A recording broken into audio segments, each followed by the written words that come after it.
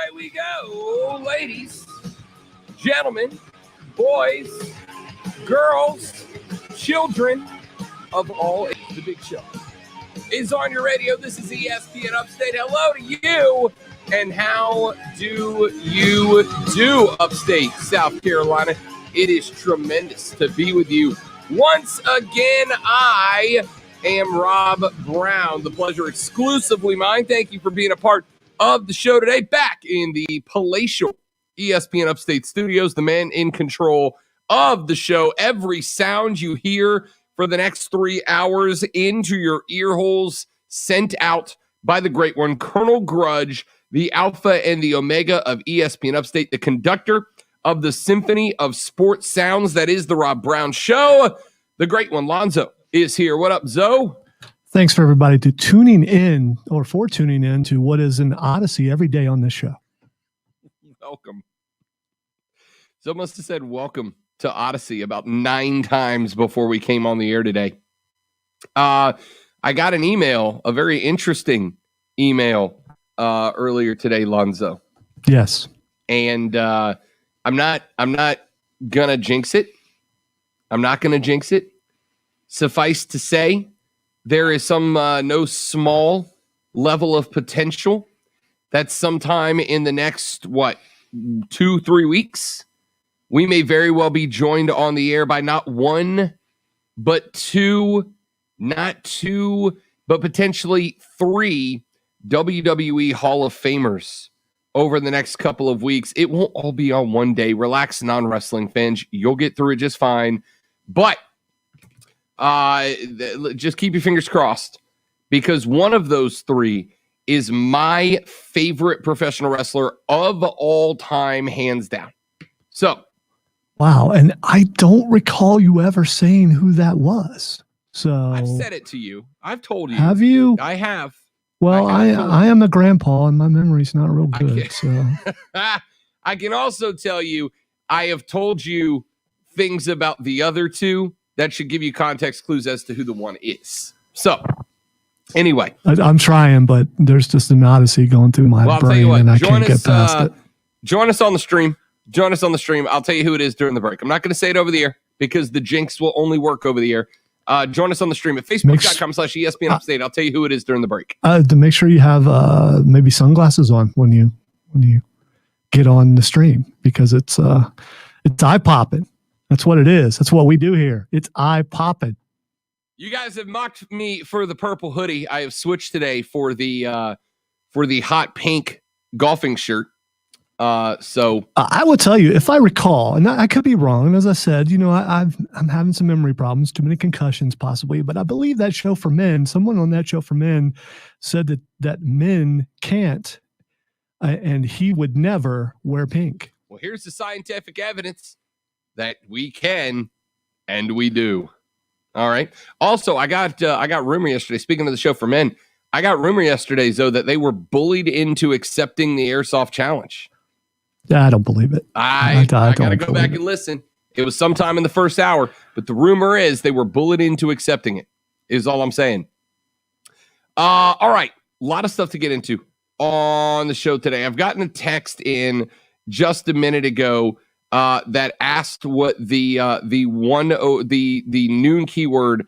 The noon keyword is not boat, and I don't have the noon keyword in front of me, Zoe. I don't know if you have access to it. The 1 o'clock keyword I will give you coming up here in about 52 minutes from right now. You'll get the 1 o'clock keyword in the $1,000 cash dash. We have had not 1, not 2, not 3, but 4 winners of $1,000 listening to us here on ESPN Upstate since the $1,000 cash dash began a couple of weeks back. We have had 5 winners. Might you be number 6? Be listening for keyword for the 1 o'clock hour coming up in about 50. We'll call it 50-ish minutes from right now. You know what, Rob? I keep joking about Odyssey, but we haven't told the people why I'm joking about Odyssey, and that is that Intercom is now Odyssey, and you need to check that out. And so if you're going to the apps and things like that, you're going to see new branding for the company, and it's really cool. I'm not hip on the color. I'm gonna be honest. The color, I'm not down with that, but everything else, I'm good. Yes, we are no longer Intercom Communications, ladies and gentlemen. We are now Audacy, Audacy. That is the new name of the company. Audacy is our new name. All audio, baby. Welcome to Audacy. That's how we roll. So sports stuff. Got a lot of stuff to get into. Got a lot of stuff to talk about. We're going to have one what I suspect is going to be interesting, perhaps tense conversation later on in the show. We'll talk about Bristol. They ran yesterday on dirt. Did it work out? Is there a chance they will try that experiment again? We will answer that coming up in a little while, and potentially more quarterbacks on the radar for the Carolina Panthers. Who are they, and what might it take for the Panthers to get them? We'll talk about that coming up in a little while. Gonna be busy. Let's get to it, Zoe. What do you say? Let's start the show. Let's do lunch. This is a very nutritious lunch. All the food groups are represented. You guys hear? What in the wide world of sports is going on here?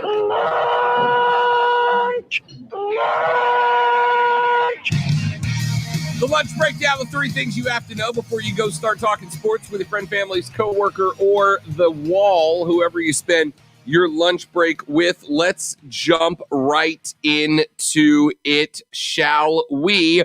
We start in the Final Four. 2 games going down yesterday. It got started early when Baylor took on when Houston took on Oregon State. Baylor and Arkansas went late, and 2 of them continue to dance. 2 headed home in game number 1. It went down this way. It's over. The dream is alive for Houston. For the first time in 37 years, the Cougars are going to the Final Four. 67-61. Houston over Oregon State.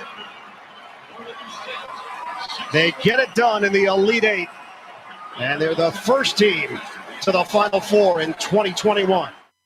So there you go. Houston is on the way to the Final Four. They take out Oregon State by a final of 61-67 in a game that got pretty close down the stretch with about 8 minutes left to go. Houston was floating around, hovering around a 10, 11, 9-point lead. I stood up. I went and refilled the brewski. I turned around and sat back down, and all of a sudden, the Beavs had tied it up, but they used everything they had to get there, and the Cougs pulled away deep in that game. Oregon State just could not make shots when it counted. They had plenty of opportunities, but when it was all said and done, the shooting percentage just wasn't there. Quentin Grimes and company ended up knocking down a couple of big threes. 3-pointer with 3:21 left from Grimes to break a 55-all tie. A shot from the top of the arc that finally steadied the Cougars. Houston knocked down enough free throws late while holding Oregon State without a basket for a 3.5-minute stretch down through clutch time to seal it. We'll talk more about that game later on, but Houston is dancing over on the other side. The other half of that bracket, we had a, not so great one last night. There were some moments that Arkansas looked good, but ultimately it was not to be. Oh, well, of course I muted the computer once again. Ultimately, it was not to be. Final 9 seconds, we have our first national semifinal matchup set. As Flagler gets away, and it's been a long time coming. The Baylor Bears are back in the Final Four for the first time in 71 years. Baylor remains alive as well. The 1 seed is on their way to the Final Four as 2 of 4 seats are claimed. We have 2 more games tonight to dictate who else will still be dancing. It has been 71 years since the Bears made it to the Final Four. They got 22 from Achal Teague and a dominating defensive performance from Davion Mitchell to beat Arkansas 81-72. The South Region Final was a reunion of former Southwest Conference programs. aiming to join another former Southwest program in Houston in the Final Four. The top-seeded Bears had not been able to get over the Elite Eight hump in the 2 previous tries under Scott Drew and appeared to be barreling toward a blowout, but Arkansas revved it up just a little bit late in the game, gave it a run. They got very close, trimmed an 18-point lead down to 4, but then it was all Baylor down the line. Mitchell led the stiff arm charges. Arkansas missed 12 straight shots. Teague hit a pair of threes. That put it out of reach. J.D. Note and Devontae Davis, 14 apiece for the Hogs, who came up 1 game short of their first Final Four in 26 years. So that's where we stand. 2 teams in, Baylor and Houston, dancing on in March to the Final Four. And they'll be joined. They'll figure out who their opposite side options are today. Gonzaga and Michigan are the likely picks. But are there any upsets brewing with UCLA out there looking very, very hot? USC destroying Oregon. Could we see some updates, upset? We'll break that down later on in the radio broadcast. Item numero dos. This is a really interesting article to me because it flies in the face of what we have seen in the past. And it seems like last summer may have been a pivotal summer for sports as a whole across America.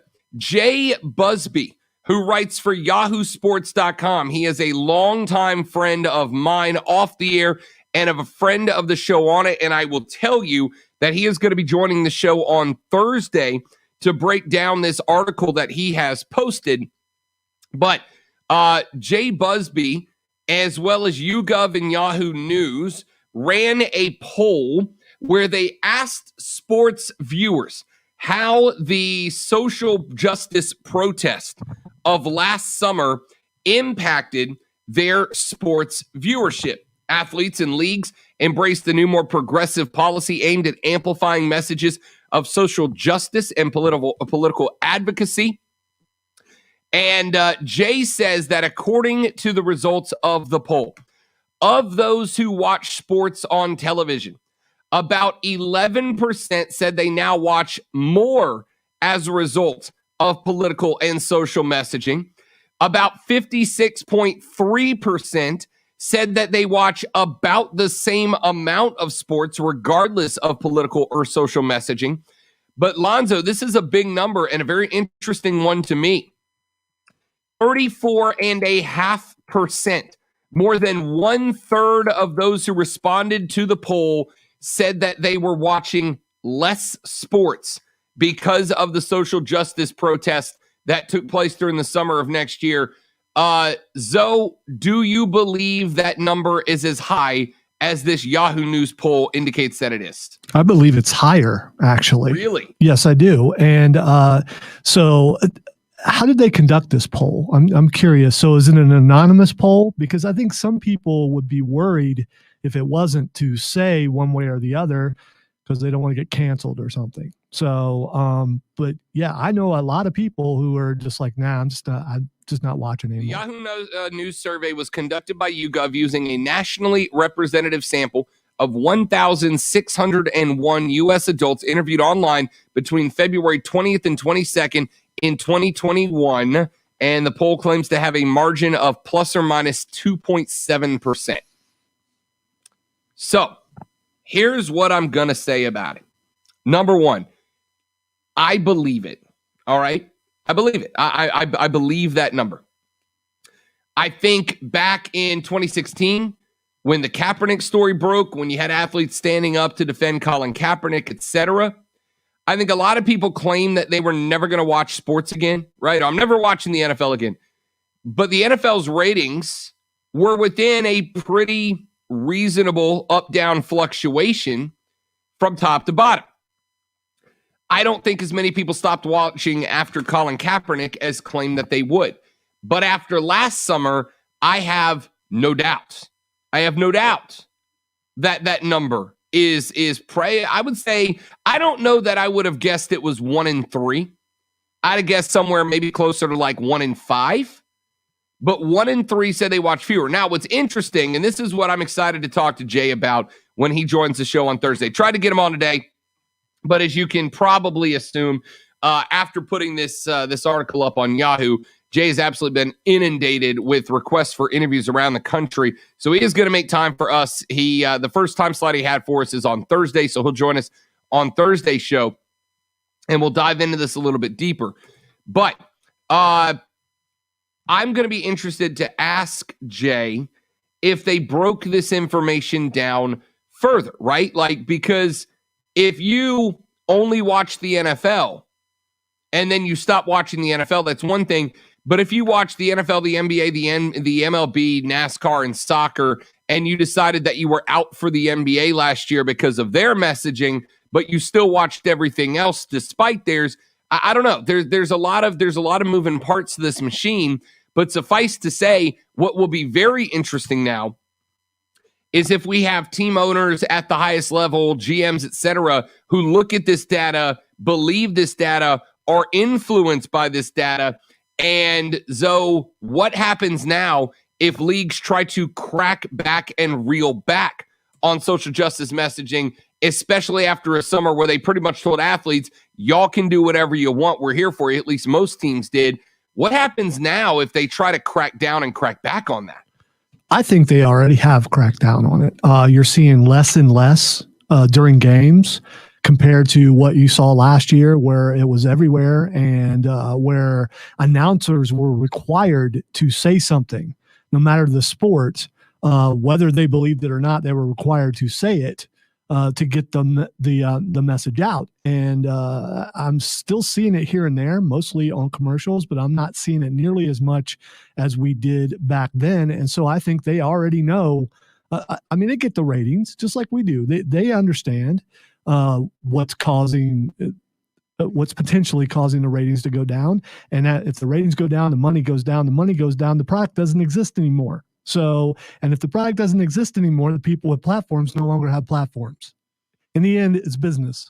And if something's hurting business, you find a way to minimalize it to the point where you can make it go away altogether if you can, or at least put it to where it's, like I said, minimal, and stop hurting your business. The question is, if this is true, and I do believe it's true, the percentage that have turned away, how do you get them back, and can you get them back? Yeah. And we're going to talk about that later on in the show as well. For item number 3, I'm going to push you back to the next segment, and here's why. I know that some of y'all are tired of it. I know that some of y'all are over it, and that's all well and good. But I'm going to do one last spin on U.S. soccer, and here's why. Here's why. Even if you are not a big soccer fan, I'm going to do one more spin on it, and the reason why is this. I have figured out a major chunk of the reason that the U.S. is struggling right now. A major chunk of it. And a lot of it goes right back to how awful of an organization FIFA is. And I'm going to explain that, why you should care even if you don't. And then we're putting soccer to bed for like at least a day. All right? My name is Rob Brown. Lonzo's at the helm. The Rob Brown Show rolls on. You are listening to ESPN Upstate.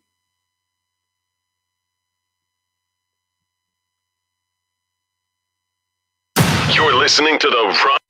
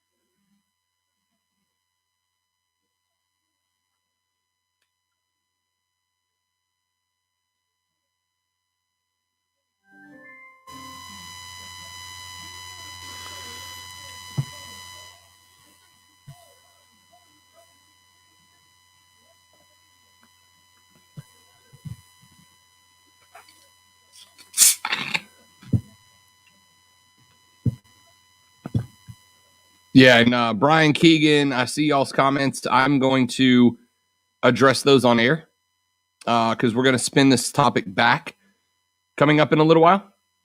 And Ryan, I'm going to listen to the alleged acceptance of the challenge when we get off the air today and see how it went. I'm really curious as to what they had to say.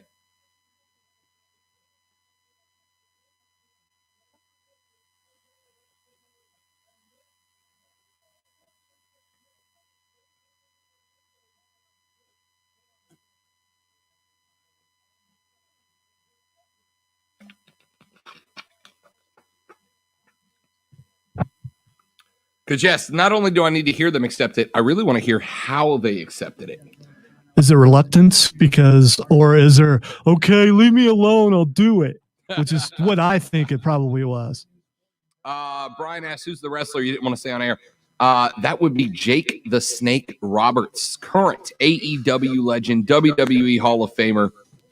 Jake the Snake Roberts was my favorite. I am a fan of the wrestlers who master the mind game, the psychology that tear you apart mentally before they even put hands on you. He is coming to South Carolina Comic-Con, and hopefully, we will get him on. There is rumors of the potential appearance of Jerry the King Lawler and Lex Luger here as well on the show. But I got asked this morning what I want the most. And I'm sorry, Lonzo, I jumped up without even asking you, but to interview Jake the Snake would be like a childhood dream come true for your boy. Well, out of all the wrestlers that are coming, that would definitely be interesting because I watched him. Even I watched him as a kid. But I would have went with Darby Allin if there was a shot at that because, I'm interested in Darby Allin and his whole half face thing. But yeah, I mean, all those names will be fun to interview. And Jake the Snake, especially, I'm curious about, and I know there have been stories about it and everything, but I'm curious about, does he really, really like snakes? I mean, is this a gimmick that he came up with? Because there are people out there who don't know, haven't been around a while. Did he come up with this gimmick, or was it given to him and he had to learn to deal with snakes? Because I think that would be worse. If you already had pet snakes, like say someone named Diesel, and you already know what handling snakes is all about, then you're okay. But if the promoter says, "Oh, by the way, you're a snake guy now," Because I think if I was told you're a snake guy now, I would no longer be a wrestler. So I guess the hurt business is done now. Why is it that every time a faction actually catches on, they kill it off? Every time. I still and I'm just, I guess, a conspiracy theorist and all that kind of stuff, but I think there's a swerve involved. But we'll see. We will see. Give them too much credit. I do. That's a problem. I have faith in people, and I don't know what's wrong with me. I don't have an issue with having faith in people. I have an issue with having faith in people once they repeatedly show you that there's no reason to. So you're saying bad writing is it's in the WWE, it's contagious, and once it gets in there, it's like a virus. Yeah. Okay. WWE had like 2 writers, and they came up with the entire NWO. They got like 52 on staff now, and they came up with, let's have Bobby beat up Cedric for reasons, I guess. The hurt business is over. When a faction breaks up, I mean, it's got to break up violently. It's rarely peaceful. That's just how that works. The need to break it up now. You could have had 3 or 4 or 5 solid stories within it, and instead you just, nope, no more. It's over. We're done. Well, I'm sure not this week, but next week when we do our WrestleMania predictions, I have some ideas, but I'm just going to wait on that. 1 minute.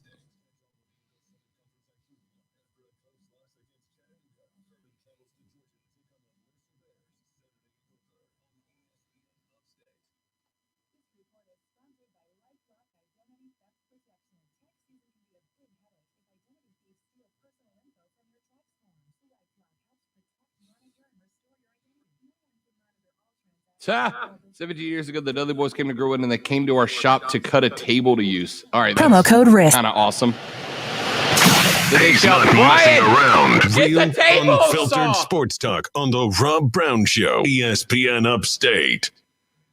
The Rob Brown Show back on your radio. This is ESPN Upstate. Rob and Lonzo with you today. Last soccer segment of the day, and it's an important one to me, and it's one that I was reading up on it yesterday because I don't know about you, Lonzo.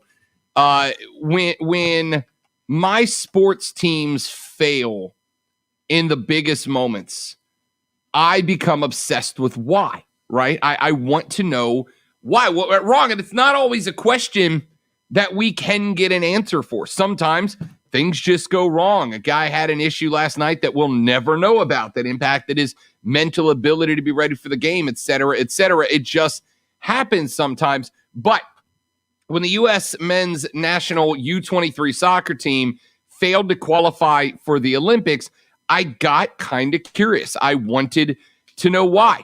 A U.S. national team featuring 15 players off of European mega clubs with like Barcelona, Manchester City, Chelsea, and AC Roma all represented. They went out and beat Northern Ireland on Sunday in what is the equivalent of an exhibition game. Yeah, Gio Reyna, who is a teenager, score the first goal. Christian Pulisic, the youngest player to ever captain the men's national team, scored the second as the U.S. beat a European team at home for the first time in 6 years. 4 hours after that game ended, another U.S. men's national team side kicked off in Mexico, needing to get a win to qualify for the Olympic Games. And that team featured only 3 players from outside the MLS, including a goalkeeper who had made just one MLS start. Of course, that team would go on to lose to Honduras 2-1 and fail to make the Olympic cut for the 4th time in 5 tries. So the question that I got asked yesterday after it was all said and done was, why was the A team in Europe playing a relatively meaningless exhibition game when the team in Mexico was clearly less talented, clearly less impressive, and playing in a game that meant everything? And I started asking that question, especially when you had guys like Pulisic, guys like Reyna, guys like Musa. These are all teenagers. These are all guys that would have been eligible to play in Tokyo this upcoming summer. Well, there's a handful of reasons. For starters, FIFA required those big clubs to release their players to their senior national teams because Sunday's game took place during an official match window set aside for international competition. But they were not required to release their players to events like Olympic qualifying, which FIFA classifies as an age group tournament. And that is where the distinguishment comes between the Olympic tournament and the friendly in Northern Ireland. The friendly against Northern Ireland was an official FIFA window event. They consider Olympic qualifying an age-eligible event. And age-eligible events do not meet the same criteria to FIFA as they do with the friendlies. When the women's Olympic tournament, which debuted in 96, has always been considered a major championship to the best players in the world, that's more of a product of FIFA's long-held disdain for the women's game than it is an attempt to raise the profiles of the tournament. That quote comes from Kevin Baxter, who covers soccer for Yahoo Sports, and I think he's got a great point here. FIFA has done everything they can do to ensure that the men's Olympics pales in comparison to the World Cup. The World Cup is their moneymaker. The World Cup is their event. They don't want anything else impacting or threatening the prestigious nature that is the World Cup. And so they do what they can to squash competition in the Olympics. Now, this is not, by any stretch of the imagination, excusing the American side for being nothing short of pathetic in World Cup qualifying, but it does show you why America's best were unable to play in that event. FIFA actually managed the first 3 Olympic tournaments back in the 20s, the 1920s, which were amateur events that proved so successful the winners were considered world champions. But The International Olympic Committee opposed opening the competition to professionals, so FIFA took the sport out of the 32 games and created its own event, which they called, obviously, the World Cup. Ever since then, there has been a headbutting between FIFA and the IOC, and FIFA intends to keep it as difficult as they can by placing watered-down restrictions on who can participate in the Olympics. So in 1992, they turned the Olympics into an age group competition, limited the rosters to players aged 23 and under with 3 overage exemptions. The IOC did not protest, fearing that a World Cup level event during the games would overshadow traditional Olympic sports such as track and field, gymnastics, and swimming. Some countries have figured out how to make it work. Argentina won back-to-back golds in 04 and 08. Mexico has made the knockout round in 7 straight World Cups while qualifying for 6 of the 8 Olympic tournaments held in the U23 era. And the U.S. has clearly not done that. They missed the 2018 World Cup. They've played in the Olympics just once since the year 2000, and they've won just 4 matches in the Summer Games since 1992. This is not to say that the Americans are faultless for coming up short again in the Olympics, because it's not. They sent a team down to Mexico that should have been good enough to at least come up second place in Group B, and they didn't do it. They should have sent a team that was at least good enough to compete, and they did not. It was embarrassing. It was shameful. U.S. soccer needs to be retooled from the ground up on the U23 side. I do not come away with that. We would have said, and here's the really frustrating part about it. Had we sent the best, had we been able to qualify for the Olympics, the Americans would have been a medal favorite coming into these games. I have no doubt about it. They would have been a medal favorite. Why? Because on that team are Christian Pulisic, Reina, Serginho Dest, Yunus Musa, Weston McKennie, Tim Weah, all age eligible for Tokyo. There are 6 starters on the men's big side that would have been able to start for the U23, and most, if not all of them, said that if given the opportunity, they would have played in the Olympics, and had their clubs released them for the Olympics, the Americans would have gone in as medal favorites. Instead, we're not playing. FIFA has made it even more difficult than it needs to be for us to qualify and for other nations to qualify as well. The MLS teams were not required to release their U23 players, so most of them did not. Atlanta United had 3 guys that could have made that team better, but they elected not to release them to go play in the World Cup qualifying. So we did not have 3 of the best potential players, at least at the MLS level there. Only a few MLS clubs elected to release their players to go down. I think that's a mistake on the MLS's part, right? Had a team full of MLS players made the Olympics, won that tournament, even if they didn't actually get to go to the Olympics, they just got qualified for it, then I think the MLS could have pointed and gone, there you go. We have Olympic caliber players right here in the league. But they elected not to do that. And it cost us another Olympic opportunity. There is a lot in the world of American soccer that needs to be retooled right now, and this is a perfect example. Let's take a quick break. We'll come back here in just a minute. 844-GSP-ESPN, 844-477-3776. Text us at 71307, 71307.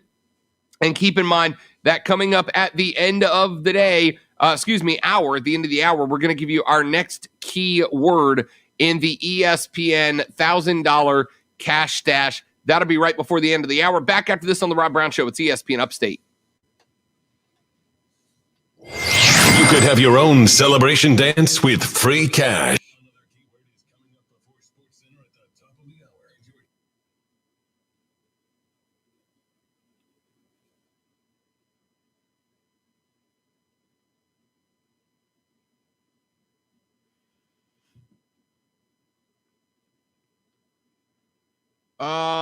Keegan says, especially from Atlanta, they have a wild fan base. They could have really great. Yeah, look, you look at what's happened in Atlanta, around Atlanta. Atlanta United may very well be selling more tickets than the Falcons right now. And I'm only being a little sarcastic there. Honestly, I'm only being a little sarcastic. Atlanta United has created a huge movement there. And if they send 3 of their players down to the Olympic qualifying tournament and those guys get us qualified for the Olympics and Atlanta can take some level of credit for that, that's a huge boost. And they just failed to do it. It's embarrassing. It's embarrassing.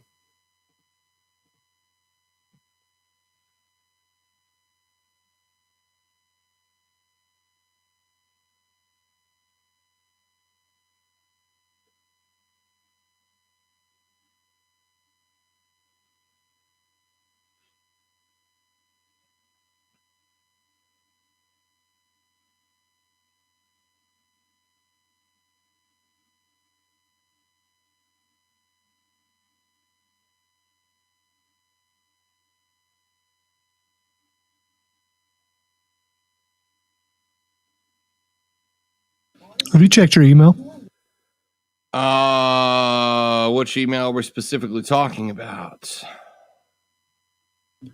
The branding email. Yes, I'm looking at it right now.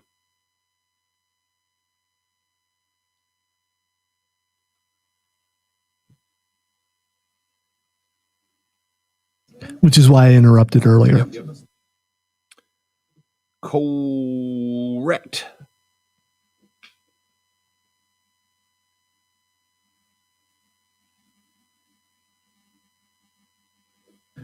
And we also just got another winner in $1,000. Yeah. So 5 now? I believe so. 5 locally. That means you too can win $1,000. Cha-ching. Homemade sound effects. The best. It's like beatboxing, but better. You have an upstate golf cart in the next break. How about that? Guess I ought to go pull that copy. Oh, Kevin Thomas.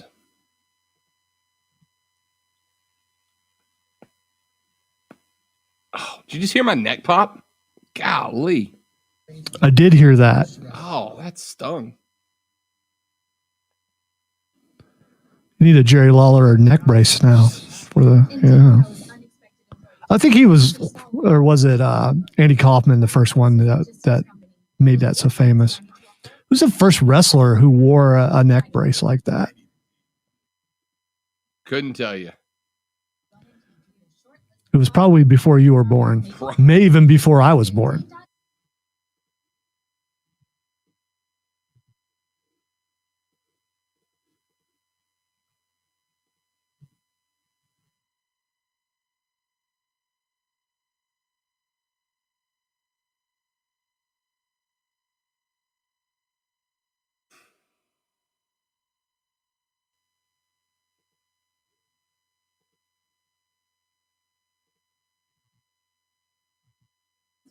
So I don't think, I know he's not bringing it, but if Jake the Snake was bringing the snake to South Carolina Comic-Con, would you get a picture taken 100%. with the snake on you? 100%. No way. 100%. What do you have to think about it? You're not a snake guy? No. My roommate in college had a snake. Real, unfiltered sports talk. Manufactured locally for the Carolinas. This is the Rob Brown Show on ESPN Upstate. 97.7 FM Greenville, 97.1 FM Spartanburg, and everywhere on the radio.com app. Another quarterback has entered the fray for the Carolina Panthers. According to Jim Nagy, teams with offensive coordinators or quarterback coaches in attendance at today's Texas A&M Pro Day to watch quarterback Kellen Mond include the Steelers, Bears, Bengals, Cowboys, Vikings, and Carolina Panthers. I don't know. Kellen Mond is a guy that put up good numbers at A&M. Kellen Mond is a guy that put up good numbers against some much better competition in the SEC.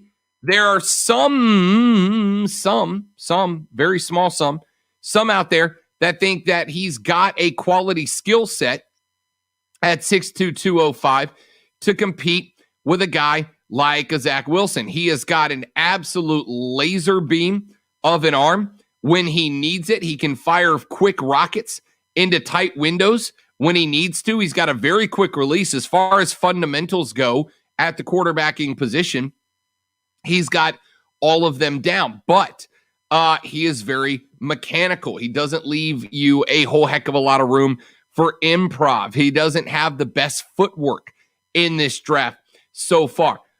When he throws down the field, he tends to throw the ball flat, right? When he's throwing 40 yards downfield, the ball doesn't have a big arc to it, which means that he's trying to throw through defenders instead of over them into a wide receiver who has created separation. And again, at 6'2", 205, he's not exactly the biggest dude in the world. He's got a very narrow frame. So people are concerned about his longevity, his ability to take a bunch of heats. I don't know. I mean, look, he works under Jimbo Fisher, a guy who's known for working very closely with his quarterbacks.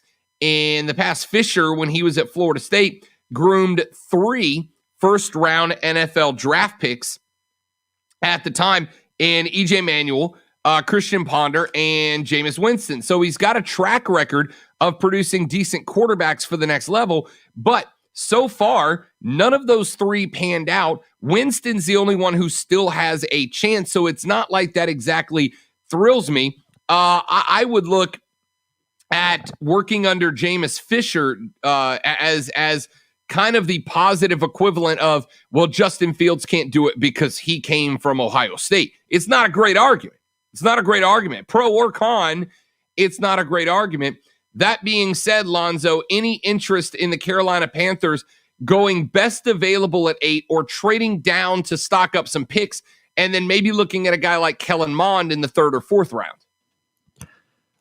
You know what? If you can't get the guy you want, trade down and get some other guys. And if you get Kellen Mond later on, which he definitely will be available later on, sure. If he doesn't pan out, then it's not really a gamble. If he does pan out, then good for them. But if they trade down, we know what that means. That means Bridgewater will be the quarterback this year. Yeah, well, I mean, it will, because even if you bring in a guy like Kellen Mond, you're probably not going to throw a 3rd or 4th round pick straight to the Wolves, right? You're not going to immediately have him starting in week 1. So it does mean Teddy BH2O will still be under center. It also means that he will likely not finish the season under center, because you don't want to throw your 3rd, 4th round guy up there immediately, but you also don't want to not give him any PT to catch up with the speed of the game in season number 1. So I absolutely think that if they trade down from 8, it does not mean that they will not take a quarterback. It does not mean that they won't take a quarterback somewhere at 3-4, and Kellen Mond apparently might be a guy they have eyes on out of A&M. And to be honest with you, I don't hate that pick. He seems, I could see Kellen Mond, though. I could see Kellen Mond being a Russell Wilson-like quarterback, right? Smaller guy, lower stature, phenomenal down the field if he can learn to put some air under the football instead of trying to laser blast it 35 yards through the back of a defensive back. If he learns how to throw the deep ball, I could see him having the upside of a guy like a Russell Wilson, but I could also see him flaming out after 1 year. Yeah, he could also be like Johnny Manziel. Bingo. Exactly right. So, interested to see if Carolina truly does have an interest in Kellen Mond, or if this is maybe just a bit of a smokescreen or a let's see what happens kind of situation.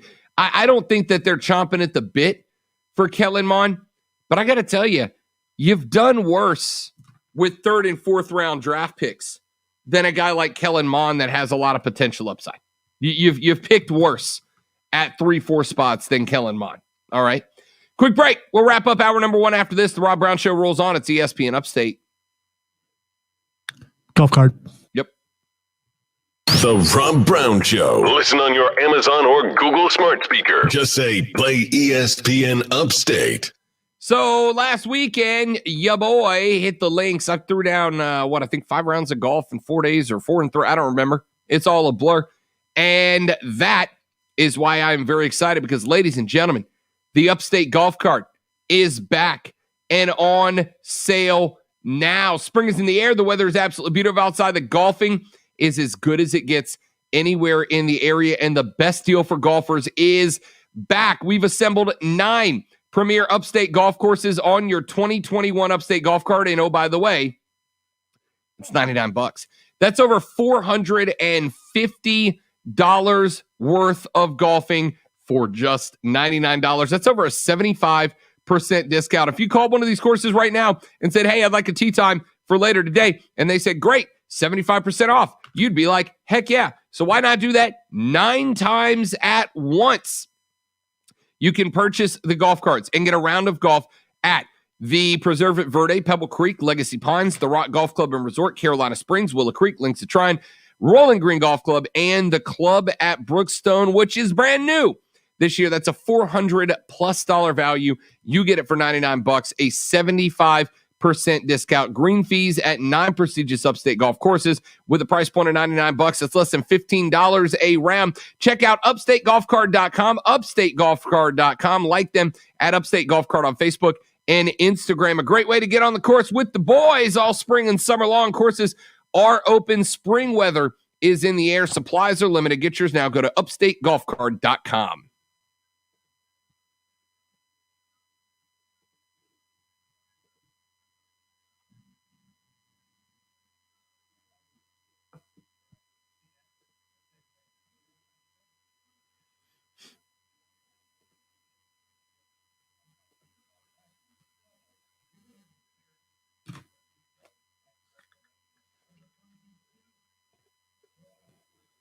And for those of you who wonder why I wear a hat every day, Lonzo, this is the reason.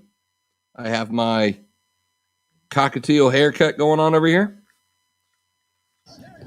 You look like a racer, but you know.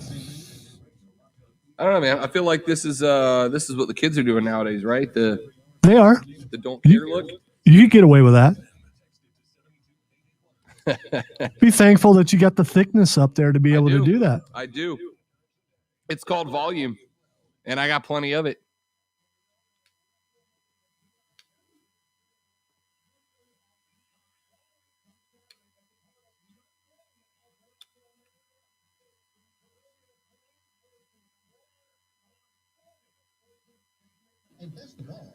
So I think if we do indeed do the airsoft challenge, that Rob needs to leave his hair out because it will be distracting to that show for men, and they will just immediately stop and go, wow, look at the volume in that hair, and boom, down they go.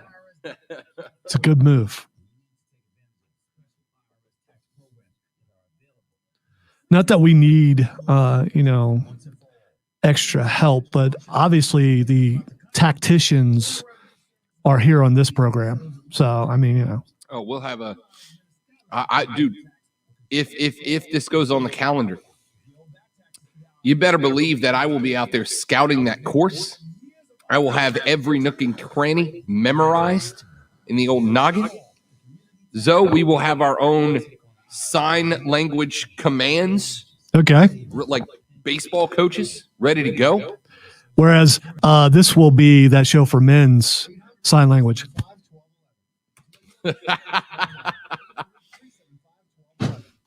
So for Mark Ryan, I already know how to get him.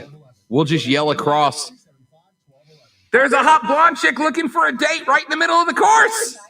And boom, he'll be set up. Or we just, invite a hot blonde chick to just come there and just happen to walk by. That's not bad. That's not bad. No, it's not. Do we want to do? I don't know, man. I don't think we need to bring. It's about the show, Rob. It's all about the show, man. The show. State Sports Junkies. These pathetic junkies? Come on, look at them. You eat sports like food every day. Get hooked on the Rob Brown Show, noon to 3 every weekday on ESPN Upstate. All right, the Rob Brown Show back on your radio. It's ESPN Upstate, wrapping up our numero uno right here on ESPN Upstate. 844 GSP ESPN 844-477-3776. Text us at 71307. 71307 is the number to text us. And, of course, tweet us at The Rob Brown Show, at Lonzo on Air on Twitter, and at ESPN Upstate to get at every one of us. Lonzo now, on word. What? It's Lonzo on word. What'd I say? You said on air. Oh, yeah, that's right. Lonzo on word. I think you're thinking of somebody else who we were discussing during the break. That is correct. Lonzo on word on Twitter. And by the way,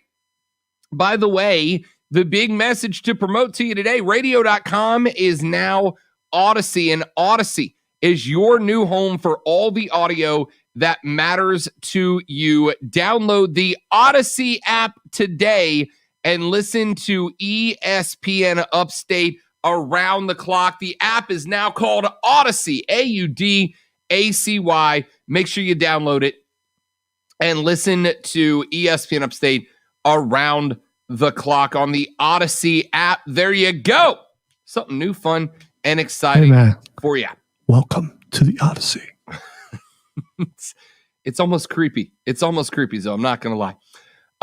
So yesterday, a couple of Final Four games went down. Baylor knocks off Arkansas to go to the Final Four for the first time since Phi Slamma Jamma back in 1984. Man, that's a big win and a good run for an Arkansas team that I don't suspect is going anywhere.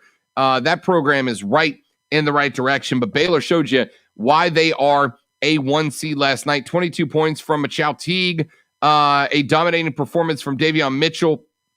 They run Arkansas. That game actually got pretty close for a while. Baylor had an 18-point lead early. The Razorbacks trimmed it back down all the way to 4, but Baylor ran away after that.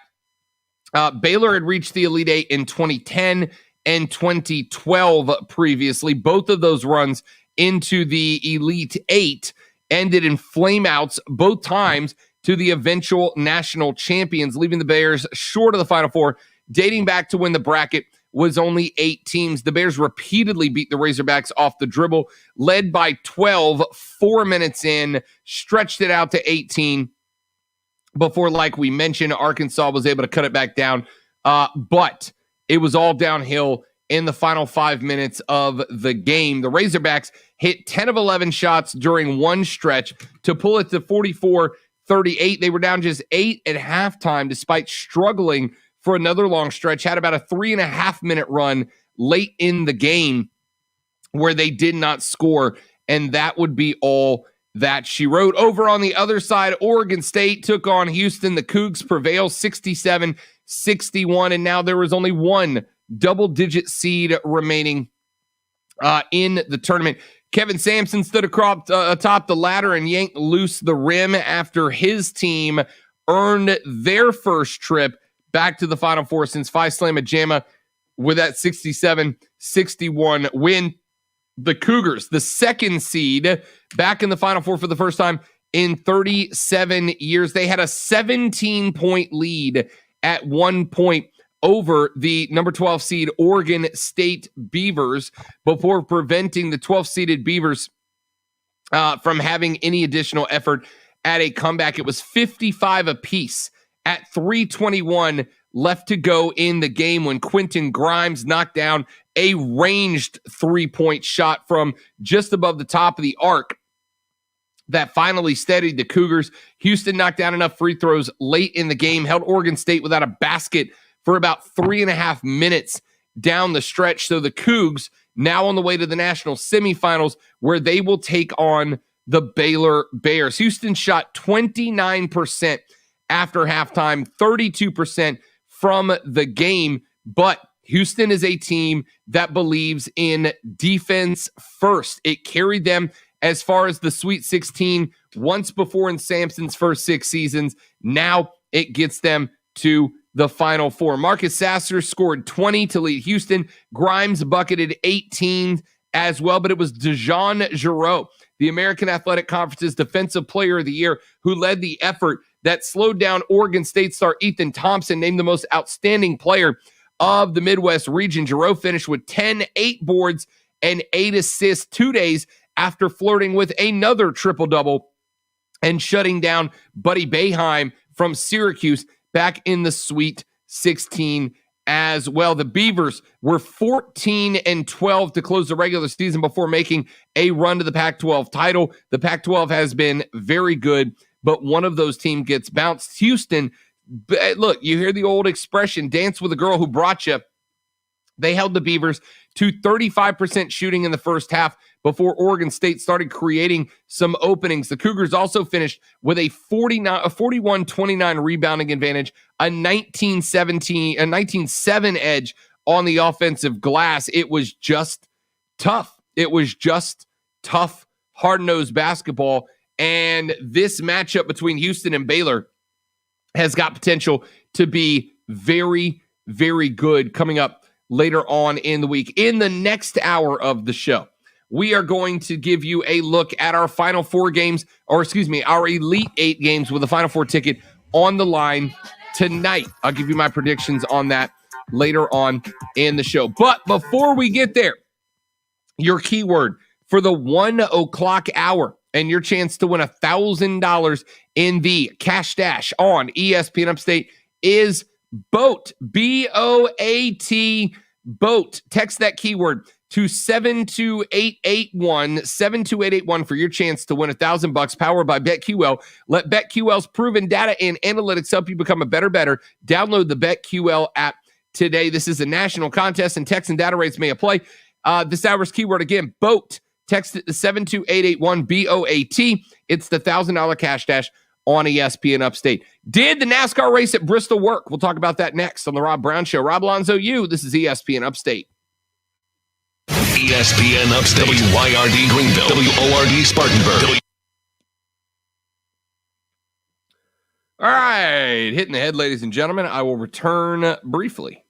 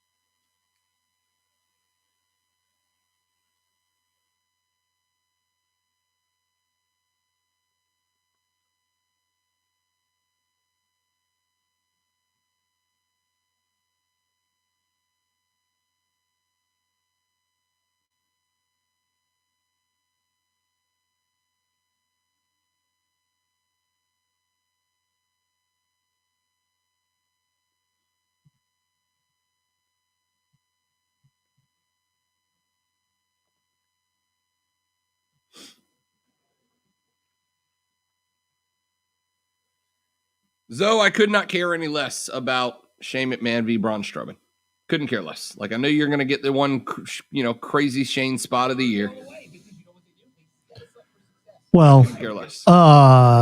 Considering what the match stipulations are, yeah, you most definitely will. Oh, well, which you find out at the end of the match. Yeah, I'm watching him beat Riker right now. Watching Riker just completely jump off the turnbuckle and miss everything. What a waste of a talent Riker is. Oh, yeah. I'm just shocked that the WWE is wasting talent on Andrade. You're so negative. Realist. Well, okay. Where's Aleister Black, Zoe? Where's Aleister Black? Rehabbing. It's not rehabbing. He's been done rehabbing for 3 months. They just haven't put him on TV. 30 seconds. He's a star. Also, when you get to the New Day thing, you need to listen to the sound. Just be careful. No, there's no music during that moment when they're doing something. I just, you may not think it's significant, but I think it's hilarious.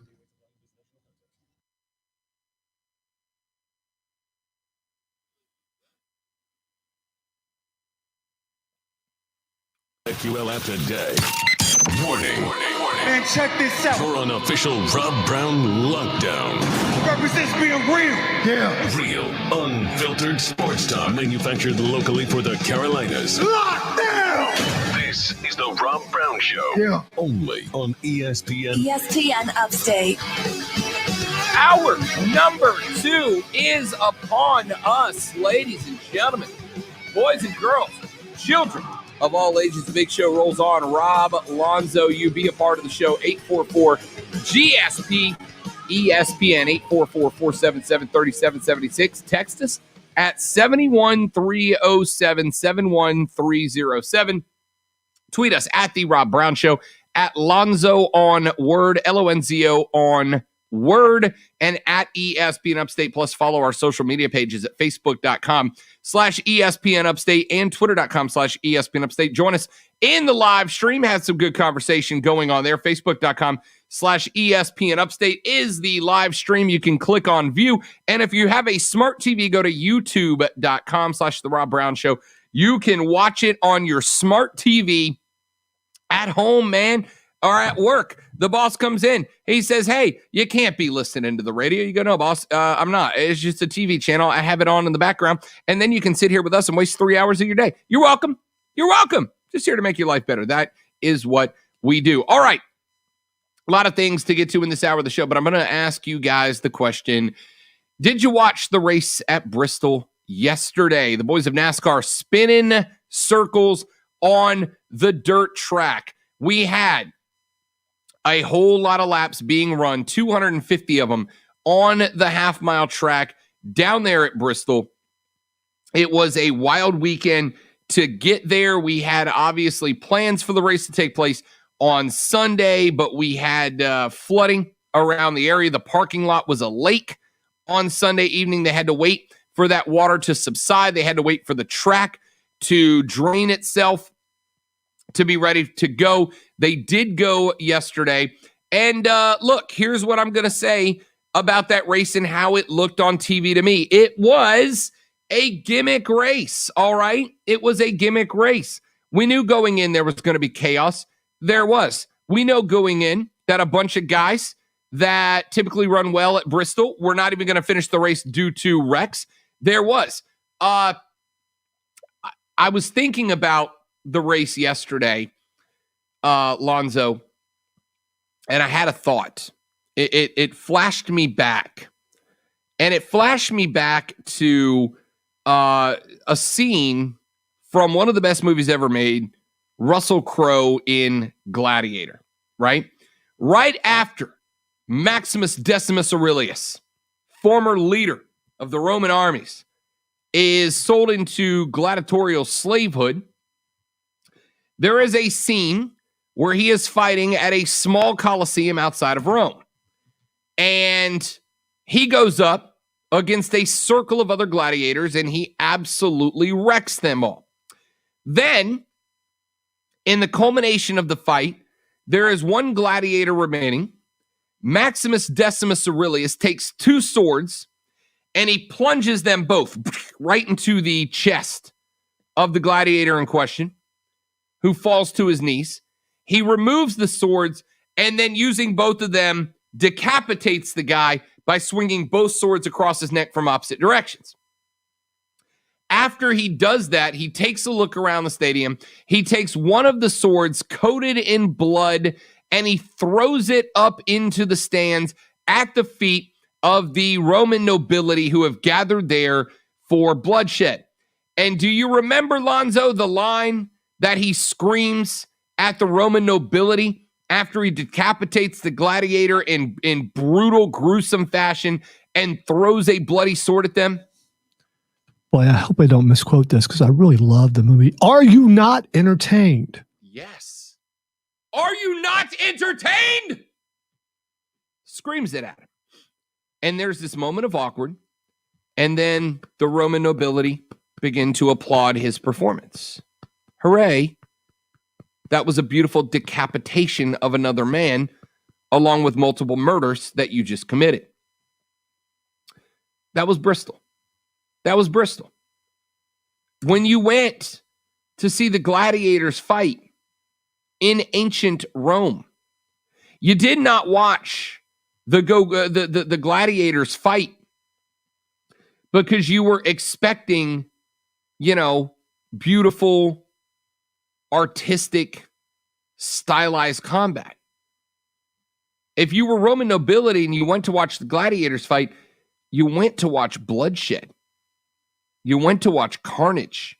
You went to watch death, and you went to be entertained by it all. Most people who watch NASCAR do not watch NASCAR for the wrecks and the carnage. Sure, there are some people that do. I hear that joke. I've heard that joke my whole career. I watch NASCAR for the wrecks. Well, then you're not watching it right. All right? It's a great sport or competition, whatever you want to call it. Bristol was designed on dirt. Bristol was designed for us to see carnage and destruction and devastation and car parts scattered up and down the track. That's what it was. And when it was all said and done, and Joey Logano drove the 22 across the checkered flag, he might as well have stood on top of the Pennzoil car, looked at the crowd, stretched his arms out wide, and screamed, "Are you not entertained?" Because it was not a great race in the traditional sense of the race. It was not a great race in the traditional sense of, let's see what the best drivers are going to do today. But it was a great race in terms of excitement, in terms of wrecks, in terms of accidents, in terms of drivers being removed from the field through no fault of their own, because driving on dirt for these guys is unusual. Now, a lot of them made their money driving on dirt before they made it to the race, but the majority of them haven't done it in a while, and if they have, it's like one-off races here and there. The Bristol dirt track race was a gimmick race and nothing else. And it looks like they're bringing it back for next year. It was carnage. It was devastation. It was wrecks on wrecks on wrecks. And it was a matter of who can survive to the end. Lonzo, I'm going to say this. If you're a purist at heart, if you are a true, genuine NASCAR fan, that race may not have been for you. But as a one-off, fun, gimmick race, to change it up, to give us something different, it worked exactly as it was designed to, and I am 0% shocked that NASCAR wants to bring it back next year. Well, unfortunately for them, they weren't able to do it on Sunday when it would have gotten more eyes on it, which is the whole reason to do a gimmick, is to get more people to watch something who normally wouldn't have done it. And because of where they had to place it on Monday, it didn't work as effectively as they wanted it to, I'm sure. But not being a race fan, it sounds like a cool idea to me. Yeah. As long as rain doesn't get in the way. Yeah. Now, it would have been cooler and got more eyes on it if they would race in the mud, but that's just me, I guess. So, for the record, if you didn't watch, they basically were racing in the mud, all right? It was dirty, all right? They were showing shots from the interior of some of these cars, and you could not see out of the windshield. It was as much demolition derby in some cases as anything else. I'll be honest with you. I want that race run at the Bristol race in the fall. I don't want it in the spring. It rains in Bristol in the spring all the time. There were people on Twitter yesterday before that race asking that question, why are you running this race in the spring when you know good and gosh darn well that it is going to be wet and gross? Why not run it in the fall? And that might be a suggestion I'd bring up to the folks over at NASCAR. But what I will say is, for a one-off gimmick race, it was great. It was great. Are you not entertained? Said the NASCAR gladiators after they finish, after the remains, the husk, the battered carcasses of their cars are dragged out of Bristol behind a parade of tow trucks. Are you not entertained? It was a one-off gimmick race, and it was fun. It was fun. You guys sliding around. You guys taking other guys off. For the most part, the majority of the accidents were significantly slower than they are at bigger tracks. So the risk of long-term injury to a racer was lowered. I don't know what else to say about it. I loved it. I thought it was great. It was a gimmick race. And to answer Russell Crowe's question, yes, I was entertained. I was very entertained. 844-GSP-ESPN, 844-477-3776. Text line 71307. Texter says, I only caught the last 40 laps. It was a sight to see for sure, and I loved it. That's from Mike. Mike, appreciate that text. Yeah. It was a sight to see. It was something we have not seen before. Last time NASCAR ran on dirt was it 50, 51 years ago? Turns out I was not alive yet, so I didn't get to see it. First time in my life I've ever gotten that opportunity to see the top tier guys with the $1 million cars running around on dirt. It was a sight to see. Was it gimmicky? Yes, but gimmicks can be fun. Gimmicks can be good. Now, I'm not proposing that we add 3 dirt, 4 dirt, 5 dirt races a year to the schedule. I think 1, maybe 2 is just fine. I think that's enough. But for what it was, to the people complaining, oh, this is dumb, it was bad, it was just wrecks everywhere. Yeah, that's why it's a gimmick race. That's why it's a one-off race. That's why it's something they tried. It was good enough to be entertaining for a day, and we won't see it again until a year from now. Catch y'all at Bristol in the spring of next year. Quick break. When we come back here in just a minute, articles come out that says that sports absolutely did lose an audience because of the social justice protests that took place this summer. We'll evaluate those numbers. Zoe and I will give you our opinions. That's next on The Rob Brown Show. This is ESPN Upstate.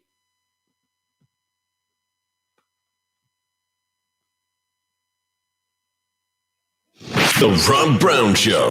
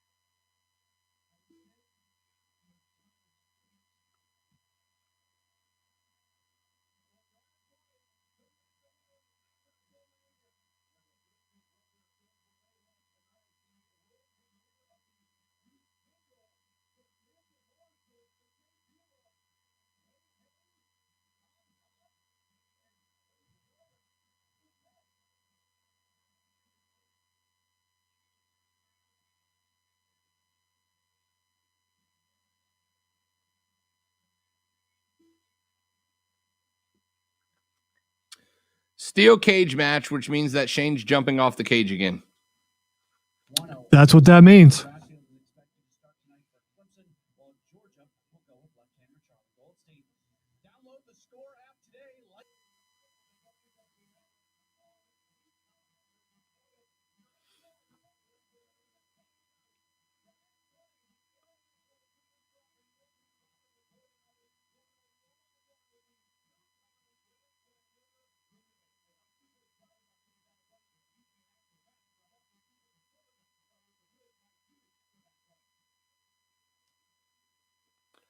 And of course, as always, those of y'all watching in the chat, feel free to drop any questions or thoughts, comments, concerns, considerations, critiques, or otherwise into the chat box on whichever platform you're watching, Facebook, YouTube, or Twitter.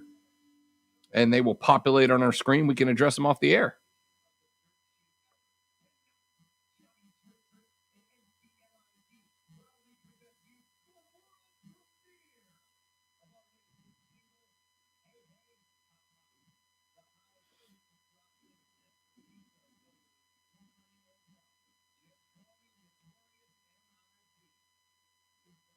Reading the message from Steven, I thought that shirt looked familiar.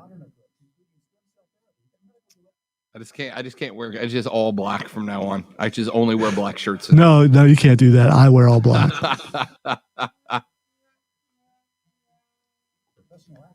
The funny part is I didn't notice that there's actually a crab. Or it looks like a crab. There's a crab on the shirt. Crab Island, Florida, as a matter of fact.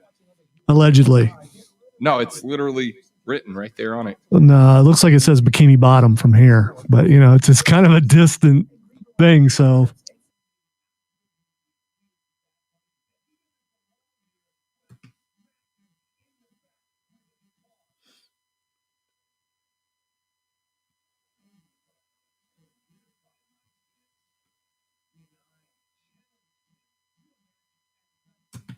One minute. Word.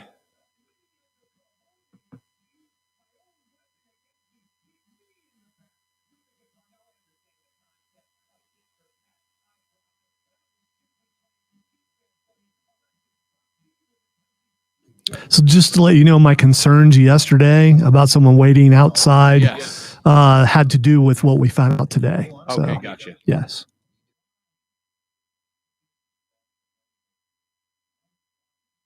Because we are having to find imaging that was from the old and remove it. I've already found one thing today so far. So. We just had a bumper run a minute ago. On Twitter, tweet and that would be the one. Brown Show on the Upstate Sports Leader, ESPN Upstate. The Rob Brown Show rolls on. This is ESPN Upstate. Hello, Upstate South Carolina. What's the word? How we doing?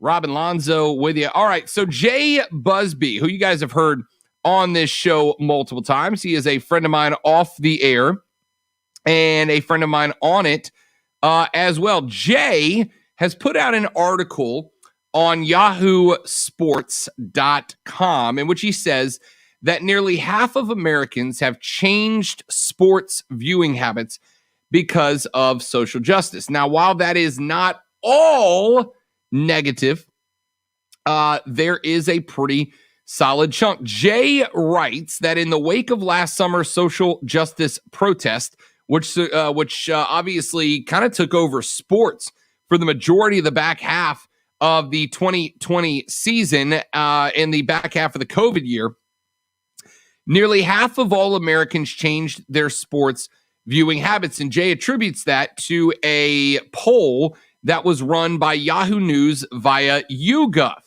He says, as quote, as athletes and leagues embraced a new progressive strategy aimed at amplifying messages of social justice and political advocacy, some Americans began watching more sports, but about 3 times as many watched less. Of those who watch sports on TV, about 11% said they now watch more as a result of political and social messaging. However, 34.5%, more than 1/3, said they are watching less sports. The vast majority, roughly 56.3%, said they watch about the same regardless of political or social messaging. Ratings across all major sports were down in 2020. And there were obviously a lot of factors that went into that, including time-shifted sports calendars, the presidential election, sports being played under COVID protocols, etc. But according to Jay, it is clear that from this poll, some politics and social justice issues had impact on the ratings decline. According to the breakdown of the statistics, men were more likely to turn away from sports as a result of social messages. 37.6% of males said they had tuned in less, as opposed to 28% of females. Meanwhile, 13% of men said they watched more sports in the wake of social justice movements, as opposed to only 7% of women. The breakdown by political party runs about as much as you would be expected, given the tenor of national conversation around sports.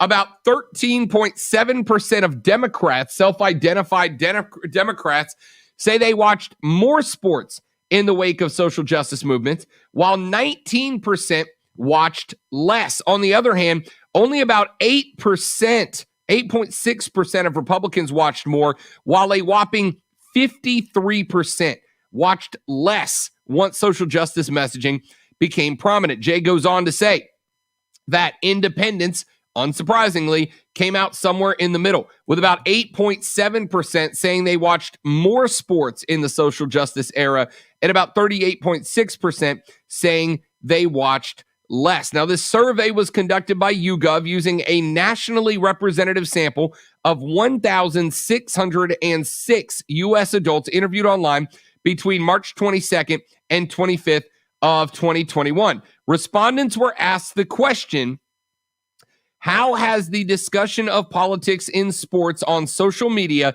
impacted your viewing habits, end quote, and were given the option to answer that they watched more sports, fewer sports, or the same, with a breakout option to state that they are not sports fans at all. The poll claims a margin of error at roughly plus or minus 2.7% when it's all said and done. Lonzo, they say about 35 and some change percent of Americans said they watched fewer sports than they did before the social justice messaging really hit its crescendo in the back half of last year. But you say that's really not all that surprising to you of a number. No, it's not. And I have to admit something. I watch less sports during that time. And I know we work on a sports station, but I watch enough. But of course I watch my teams, but there was a time where it just didn't matter who was playing, especially like in the NFL or college football, where I just throw it on there and watch it. But because of it, and whether you, wherever you fall on the message, that's not the point of this. The point is oversaturation. And if you oversaturate anything, eventually, whatever the message is, it gets lost. It becomes an annoyance to the point where I watch sports to escape from politics. That's what I watch sports for. I would like to watch a sporting event and not know which side of the aisle anybody on the field is, because that way I'm escaping from what's going on in real life. And unfortunately, that the line was crossed last year. And, when it's just pushed in your face everywhere, after a while, you're just like, you know what? It's not worth me tuning into. And you just find other avenues to entertain yourself. And in this case, they had a captive audience to a certain degree because of the coronavirus and because of people being stuck at home, not being able to go to work and all that kind of thing. And it made it worse. And so other people are going outside more. People are turning to video games. People are reading, watching documentaries, anything that's not dealing with that. And it's not surprising to me. And I thought it might be a little bit higher of a number. I am surprised at the number, not flat out shocked. I'm surprised it's over a third. I'm surprised it's 1 in 3. All right. 1,600 plus people is a decent size sample size. So that's it's not even like I can go, well, it's not enough big enough or wide enough sample size. 1,600 Americans spread across the country. I am surprised it's 1 in 3. If you'd have told me it was like 20%, like 1 in 5, I would have probably been more. I probably would have been less shocked by it. But 1 in 3 is a big number, a big number. And I understand the premise of, and because I've said it my whole career, sports is our escape, right? That's why we love sports. Because last night when I'm sitting at the watering hole with a couple of basketball loving buddies, and we're sitting there and watching the shooty hoops and having a beer and some hot chicken and talking to people, whatever. I wasn't thinking about, oh man, tomorrow we got a rebrand coming and we're going to have to go through all our old stuff and I got to change everything that's connected to me in the bio and I got to do this and I got these emails to answer and I got to call this client and that client and I got to do that. None of that mattered last night. All that mattered is, wow, Oregon State tied the game up after being down 14. Is this a game? Oh, look at the 2-3 zone that they shifted to. They've been running the full court, man. Now they back it off to a half court zone. What are they thinking and why? That's all that mattered. I've said for years, in the grand scheme of things, doesn't really matter at all, right? That's why sports are great, because it's something that matters infinitely in the moment.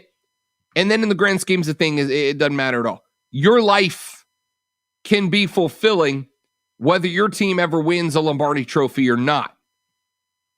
Your life can be fulfilling whether your college basketball team ever makes a Final Four or not. Your life can still be fulfilling. But while it's happening, it matters. While it's happening, it matters. While it's going on, it matters. And that to me is super important, right? Super important. I think it is to all of us. What these athletes were saying is, hey, our life is more than just basketball, football, baseball, soccer, hockey, whatever. Our life is more than that.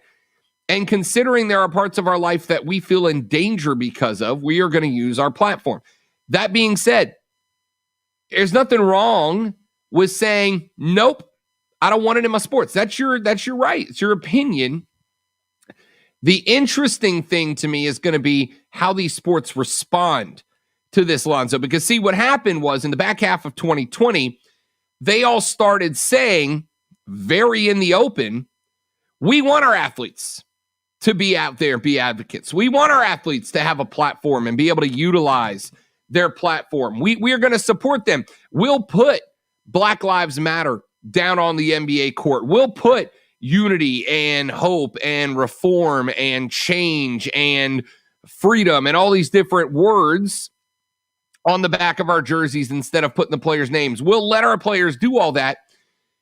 But I got to wonder if Adam Silver and Roger Goodell and these guys who very openly said that they are fine with their players being open advocates last year, are they going to feel the same if viewership keeps tanking? The NBA was down 37%? I mean, 40% of people that watched the 2019 NBA championships did not watch the 2020 championships.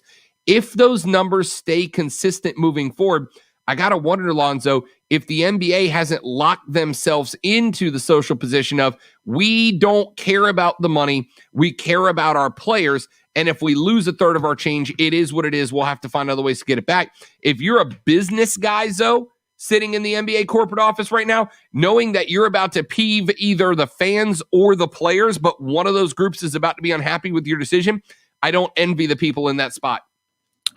Well, I mean, have you watched an NBA game lately? They have backed off. They absolutely have backed off. It's not nearly what it was last year. And so what they're going to do, more than likely, is gradually back off, especially I'm talking about the NBA specifically, gradually back off to the point where, not that it's non-existent, but that it's nowhere near as in your face as it was last year.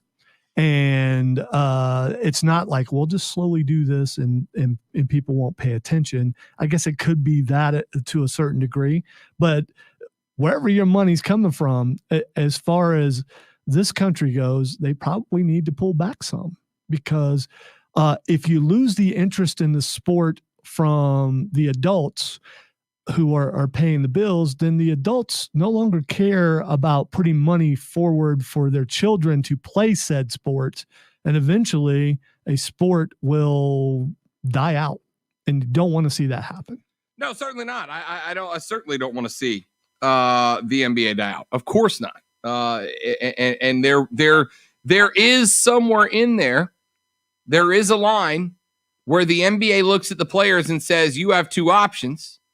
We can stop this and keep the platform, and you can still go. Because here's the thing. When LeBron tweets about it, you don't have to follow LeBron. When LeBron does a documentary about it, you don't have to watch it. But if you're an NBA fan who wants to watch basketball and LeBron is out there on the floor, see, to me, like the wearing of a t-shirt, all right, if like a guy wearing a t-shirt's too in your face for you to watch basketball, I don't know what to say to you, right? And I guess this is one place where it becomes kind of subjective. So if an NBA player is wearing a t-shirt that says equality, and that's too much for you to watch a basketball game, then you don't really like basketball, as far as I'm concerned. Well, the difference is when it seems that they're required to wear something, and if one of them doesn't, well, then they're labeled something. So when there's it's a totally different thing. That's not on the NBA though, right? That's not Adam Silver. That's on us as a whole. But it's also a perception problem, and a viewer sees that, and they see everybody uniformly wearing something, and if one person doesn't, which some things happen where if one person doesn't kneel, if one person does it, that person is called out, then what you're saying is this is what we expect. And that becomes a problem. So you start thinking, well, if I worked at that company and they said I had to do that, would I still work at that company? It becomes, again, a perception problem. If someone's wearing a random t-shirt that says something, that doesn't bother me. But when it looks like it's mandated, that's totally different. Do you know who Jonathan Isaac is off the top of your head, Lonzo? Sounds familiar, but no. Jonathan Isaac is a young man who played last year for the Orlando Magic. Jonathan Isaac is a young man. Jonathan Isaac is a guy who last year did not take a knee. In fact, for those of you who are watching on the screen right now, I'm screen sharing so you can see exactly what it is that I'm talking about and looking at. Last year, the Orlando Magic, in one of the first games in the bubble, had a game against the Brooklyn Nets. The Orlando Magic forward, while the rest of his Orlando Magic team members were wearing Black Lives Matter shirts and took a knee for the national anthem, did not do either of those two things. And again, join us on the stream at facebook.com/ESPN Upstate. You can actually, I'm actually screen sharing these types of topics when I get there so you can take a look at them. Jonathan Isaac did not join his fellow athletes in kneeling for the national anthem during their matchup with the Brooklyn Nets. He stood while the players and coaches from both teams took a knee. They wore Black Lives Matter t-shirts while the 22-year-old did not. He wore his team jersey instead of the Black Lives Matter t-shirt. He cited his religious beliefs in saying that he, quote, he thought that, quote, putting the shirt on and kneeling went hand in hand with supporting Black Lives Matter. He said, quote, I do believe Black Lives Matter, but I just felt like it was a decision I had to make. For me, Black lives are supported through the gospel. All lives are supported through the gospel. We have things that we do wrong, and sometimes it gets to a place that we're pointing fingers at who's wrong and who's worse, or whose wrong is seen. So I feel like the Bible tells us that we all fall short of God's glory. That will help bring us closer together and get past skin color and get past anything that's on the surface that doesn't really get into the hearts of men and women. Now, the reason I'm bringing this story up, and there's a picture of Jonathan Isaac right there on the screen standing during the national anthem last year. The reason that I brought this up, Zoe, is to kind of address a comment that you made a second ago, which is, well, guys, when they don't participate and they don't do this and they don't do that, they're ostracized. Jonathan Allen was not. In fact, his fellow players were all hugging him and dapping him up right after the anthem was over, just like normal. I think there's more to it than that. And it's a hard discussion to have because this conversation, Zoe, and I think you'll agree with this if nothing else, man, what a balance beam we're walking with sports on one side and politics on the other, right? I mean, it just really is. Yeah, I'm not enjoying this segment. Oh, I know. But again, and I've stated many times, I want sports to be my escape, and I don't like having to talk about this. I get it. And it's not a fun conversation, I know. But it's an important one because the future of sports has a very important question to ask. And that is, what is more important if you have to pick?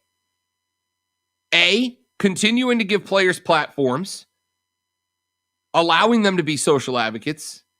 B, taking that away from them and risk losing upwards of a third of the audience, as we saw happen in the NBA last year. Or C, trying to scale it down and risk upsetting both sides. It's a tough spot. 844 GSP, ESPN is the number. When we come back here in just a minute from right now, the most recent mock drafts have made the rounds today, and all of them have something in common about the Carolina Panthers. I'll tell you what it is when we come back. My name is Rob. He's Lonzo. The Rob Brown Show rolls on. It's ESPN Upstate. You're just minutes away from a shot at one.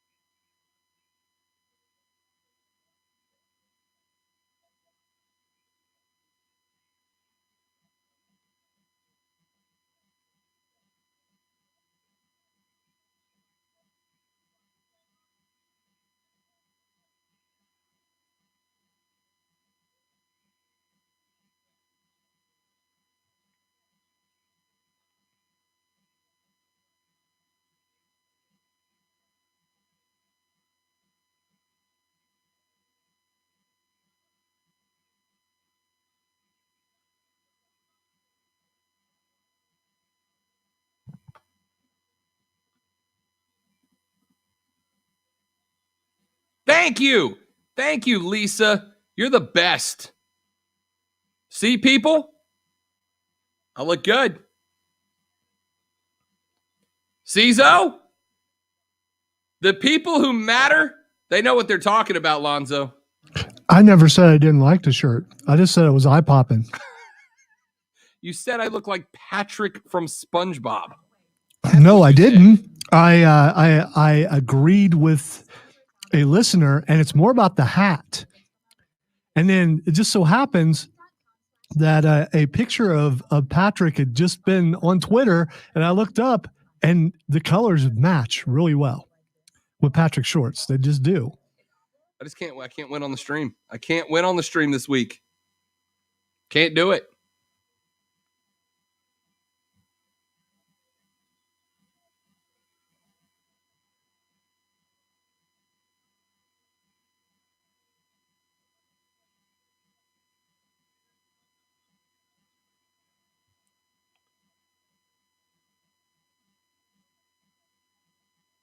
Yeah. Leave me alone, Lonzo.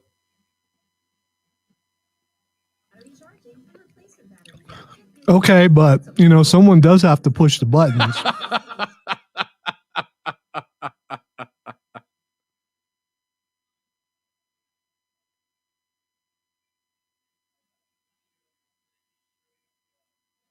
One minute.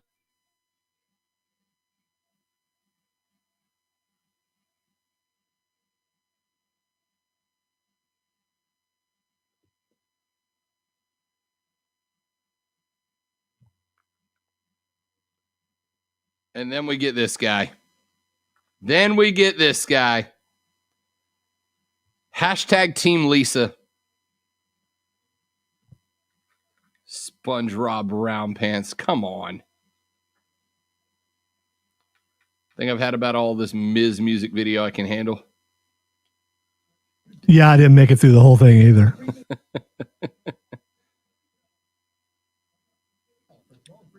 $15 Yep.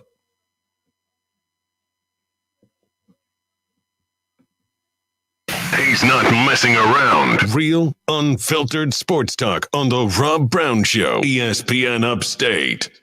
The Rob Brown Show continues. This is ESPN Upstate, way off the clock. So I want to address a couple of questions we had about that last segment, and then we'll get to some basketball coming up in the next segment as well. Keegan and a texter have both written in over on the stream. Keegan says, I wonder how much of the actual ratings were affected by streaming.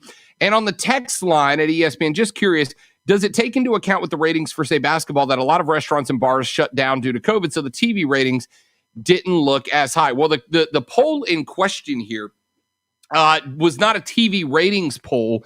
The poll in question here just asked people straight up, are you watching more, less, or the same amount of sports as a direct result of the social justice messaging that was taking place? And the poll said that people overall, 34.5%-ish, said that they were watching less because of the protest. I do suspect that the ratings, and the NBA ratings were down 37%. I suspect that some level of the ratings came down because of the protest. And yes, I think you guys are right. I'm sure some amount of the ratings came down because of the fact that bars and restaurants were shut down, that people were far less engaged with sports because we did have a pandemic. We had a presidential election going on. We had, wildfires burning around the globe. There was so much more that in the grand scheme of things are more important than a basketball game that drew people's attention away. But I think at this point, those of us, and myself included in this, I will throw myself in as well. I think those of us who wrote off the social justice protests as a reason that the numbers were falling, I think you have to look at this and say that that's probably not accurate. That it did have a needle moving impact on sports. Craig is on the phone. Let's get him in here before we take a break. Craig, welcome to the show. Thanks for taking a minute. Great to have you, man. Hey, man, I'll be real brief. I think the problem is that everybody wants their sports, but people don't want to be a part of the solution. People, they just don't want to be a part of what the solution is. There are people out here dying in the streets, someone on their neck for 9 minutes, but, people are not holding their friends accountable when they're being racist. So we have to speak out some type of way. And what other way other than sports? And I know you want people want their sports, but there's a race of people out here that's being targeted and taken out, on a daily basis. Be a part of the solution then. If you want it to end, be a part of the solution. That's what I would suggest. Craig, appreciate the call, man. Great to have you on the air. Thanks for taking a minute. And I think Craig is certainly rephrasing the message that is being sent by I think that's what the message the athletes are sending. And it's certain that has to be addressed socially. But again, I guess the question for me is, how does sports respond to this study? Really, it comes down to business. And if your business ends up failing because of what you're allowing to happen, and listen, it's America. You have the right to protest. You have the right to say what you believe or don't believe in. But if what you're saying hurts your business and then your business is no longer there, then you no longer have the platform to stand up and speak out against atrocities. So there has to be a compromise. There has to be an in-between. If what you're doing hurts your platform, then you won't have a platform anymore. Don't disagree. And that's why this conversation is a tough one, because this is not an issue that a lot of people want to compromise on. If you are like Craig, who's saying, hey, there's an issue where people are dying out here and we want it worked on, you might not going to be willing to compromise that. On the other hand, if you're Adam Silver and at the end of the day, the only thing that matters to you is the bottom dollar of your business, you might not be willing to back off of that. That's what makes this conversation so tough. Quick break. We'll come back here in just a minute from right now. We'll talk about the most recent round of mock drafts and what they all have in common about the Panthers. That's next on The Rob Brown Show and ESPN Upstate. The Rob Brown Show.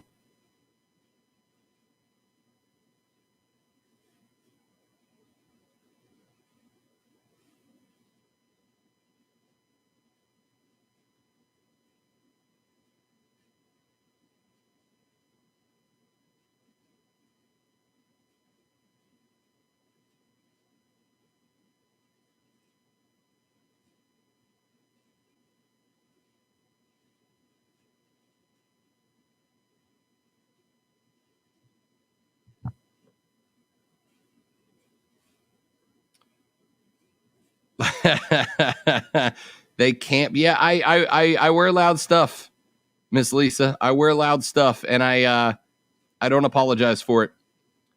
See, it matches your personality. I personally think loud. We should try to get Zoe into some hot pink. I think you'd pull it off personally, Lonzo. I've worn pink before. I don't have a problem with it. Think of the tie-dye shirt that I wore just the other day. Rock the hard New Day stuff. And it's full of hot pink.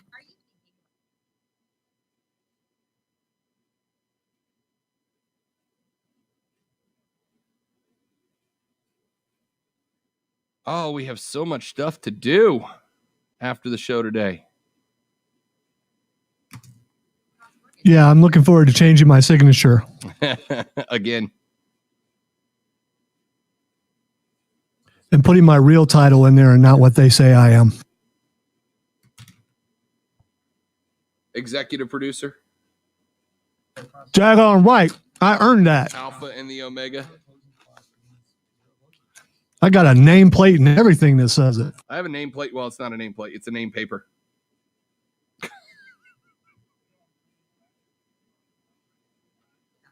Someday when you're back in the studio, we'll get that fixed. I don't know, man. I kind of might just leave it.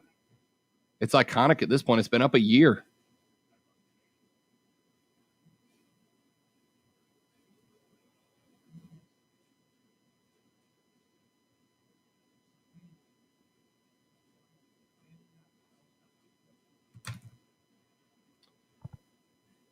Oh, look at that. Lonzo, somebody said something nice in the stream. It's a new day. Yes, it is. Thank you, Benjamin. That's kind of you, man. I appreciate that greatly. He wasn't specific as to who he was talking to.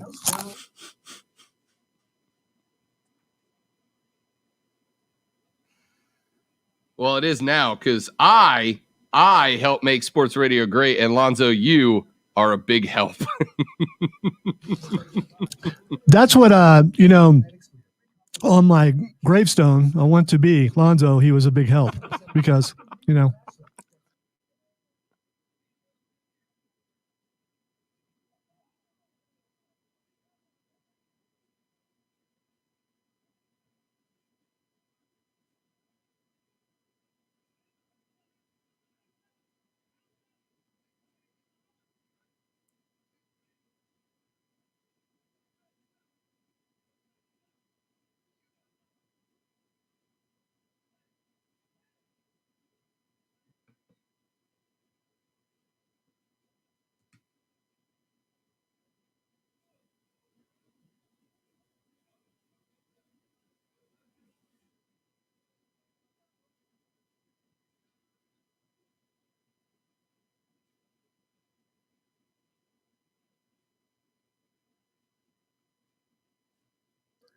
just a reminder to remember that we've changed our name.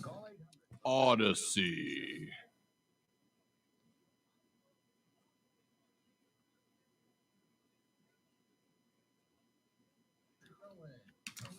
I love how autocorrect makes Lonzo London, because it happens all the time. At first, I'm like, London, what the heck does that mean? And then I've seen other people do that, and autocorrect changes Lonzo to London. More importantly, I'll stand up. You don't want me to do it. no, I'm trying to think if that's the comparison that I would go with. Oh, I thought you were going to ask me to gyrate. No, I'm never going to ask you to do that at any point ever. Also, is that how you gyrate? Oh, Lonzo, I got to help. I'm in my chair, dude. I got to help you. I'm in my chair.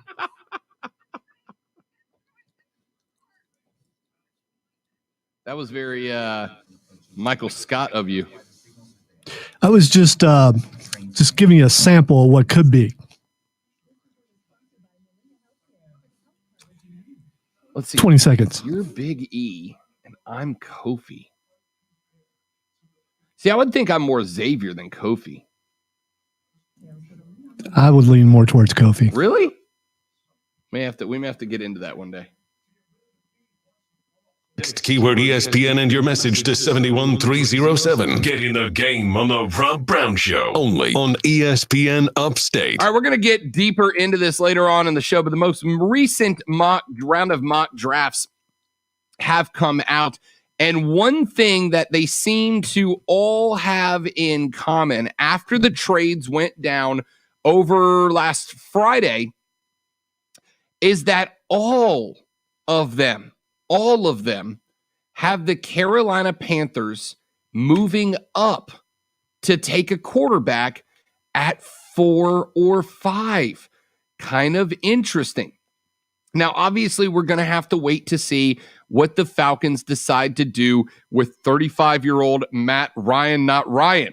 If they decide to keep him, if he finds a way to thrive under head coach Arthur Smith, as some people expect he will, they may decide to stick him around for another couple of years. And he plays a game that I don't think it's unreasonable to think that Matt Ryan, not Ryan, could make it into his 40s as the starting quarterback in the National Football League. But how about number 5? There are thoughts, including the most recent mock draft from Mark Schofield of yahoosports.com, where he says that he's got Carolina moving up to the number 5 overall and selecting with it Trey Lance. He's got Carolina gets a 2021 first round selection, the number 5 overall, in return for sending their 2021 first round selection 8th overall to Cincinnati, a 2021 third round selection, 73rd overall, and a 2022 second round selection. So you are effectively giving up in this draft for Trey Lance a 2021 third and a 2022 second round selection. Zoe, I don't hate that move if you believe in Trey Lance, which clearly there is some interest there, considering Matt Rule himself, along with Fitterer, the GM, went up to watch the South Dakota State Pro Day, a second this year and a third next year in order to get the guy you're targeting, Zoe. I really don't hate that for the Carolina Panthers. Well, you know where my heart is, but if that's your guy and that's who you want, do what you got to do to get up there and get him. And you realize how close the draft is. So pretty soon it will no longer be talking about it. We're going to see some action. And I don't know, which way are they actually leaning? Are they going to go down or are they going to go up? But if you love the guy, go up and trade away whatever you need to get him. Yeah, and that's the question. Do you love Trey Lance? But what's interesting about this is that it is not the only mock draft that has this going this way. ESPN's official mock draft had the Carolina Panthers trading up as well. So it's apparently gaining some traction that the Panthers might actually genuinely be interested in sending away a couple of picks in order to bring in Trey Lance. And it doesn't look like it would be the world's biggest surprise if they do indeed elect to go that direction. So Carolina fans, are you interested in that? Is that a selection that would give you any sort of confidence in your team? Trey Lance is the guy that I'm really kind of interested in. And like I've mentioned before, I'm predominantly interested in him because of the fact that so many teams have jumped this guy up on the board. We'll talk more about it coming up in the next hour. But before we get there, your key word for this upcoming hour is machine. MACHINE, like, man, Rob Brown. That guy's a machine. MACHINE, text it to 72881 for your chance to win $1,000 in the $1,000 cash dash on ESPN Upstate. Text that keyword to 72881. The $1,000 cash dash powered by BetQL. Let BetQL's proven data and analytics help you become a better. Download the BetQL app today. Text machine, MACHINE, to 72881 for your chance to win $1,000. Back after this for the final hour of the Rob Brown Show on ESPN Upstate. ESPN Upstate, WYRD. That Rob Brown guy's a machine.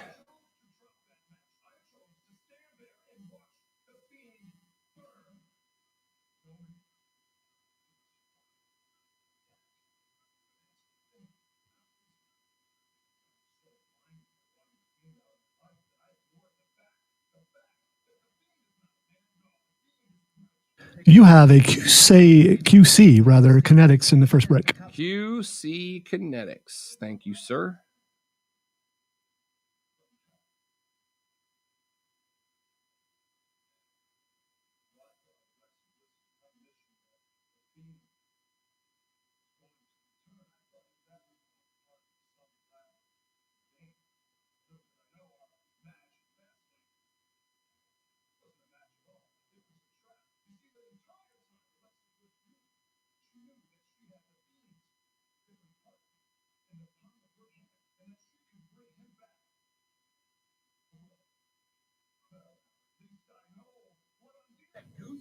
You can't hear it, but the Geese program promo is playing right now, and I heard Geese twice during that last segment. No, I have no doubt. And I got news for you about the next segment, Lonzo. You're going to hear him again. Do you know why? Because they're evil, and they won't leave. Ever. I'm guessing it's going to be, their presence is going to be even more known when it's continuously hot outside, maybe? I don't know. Their presence will be known until they have their stupid little goose babies, and then they'll leave. Fingers crossed.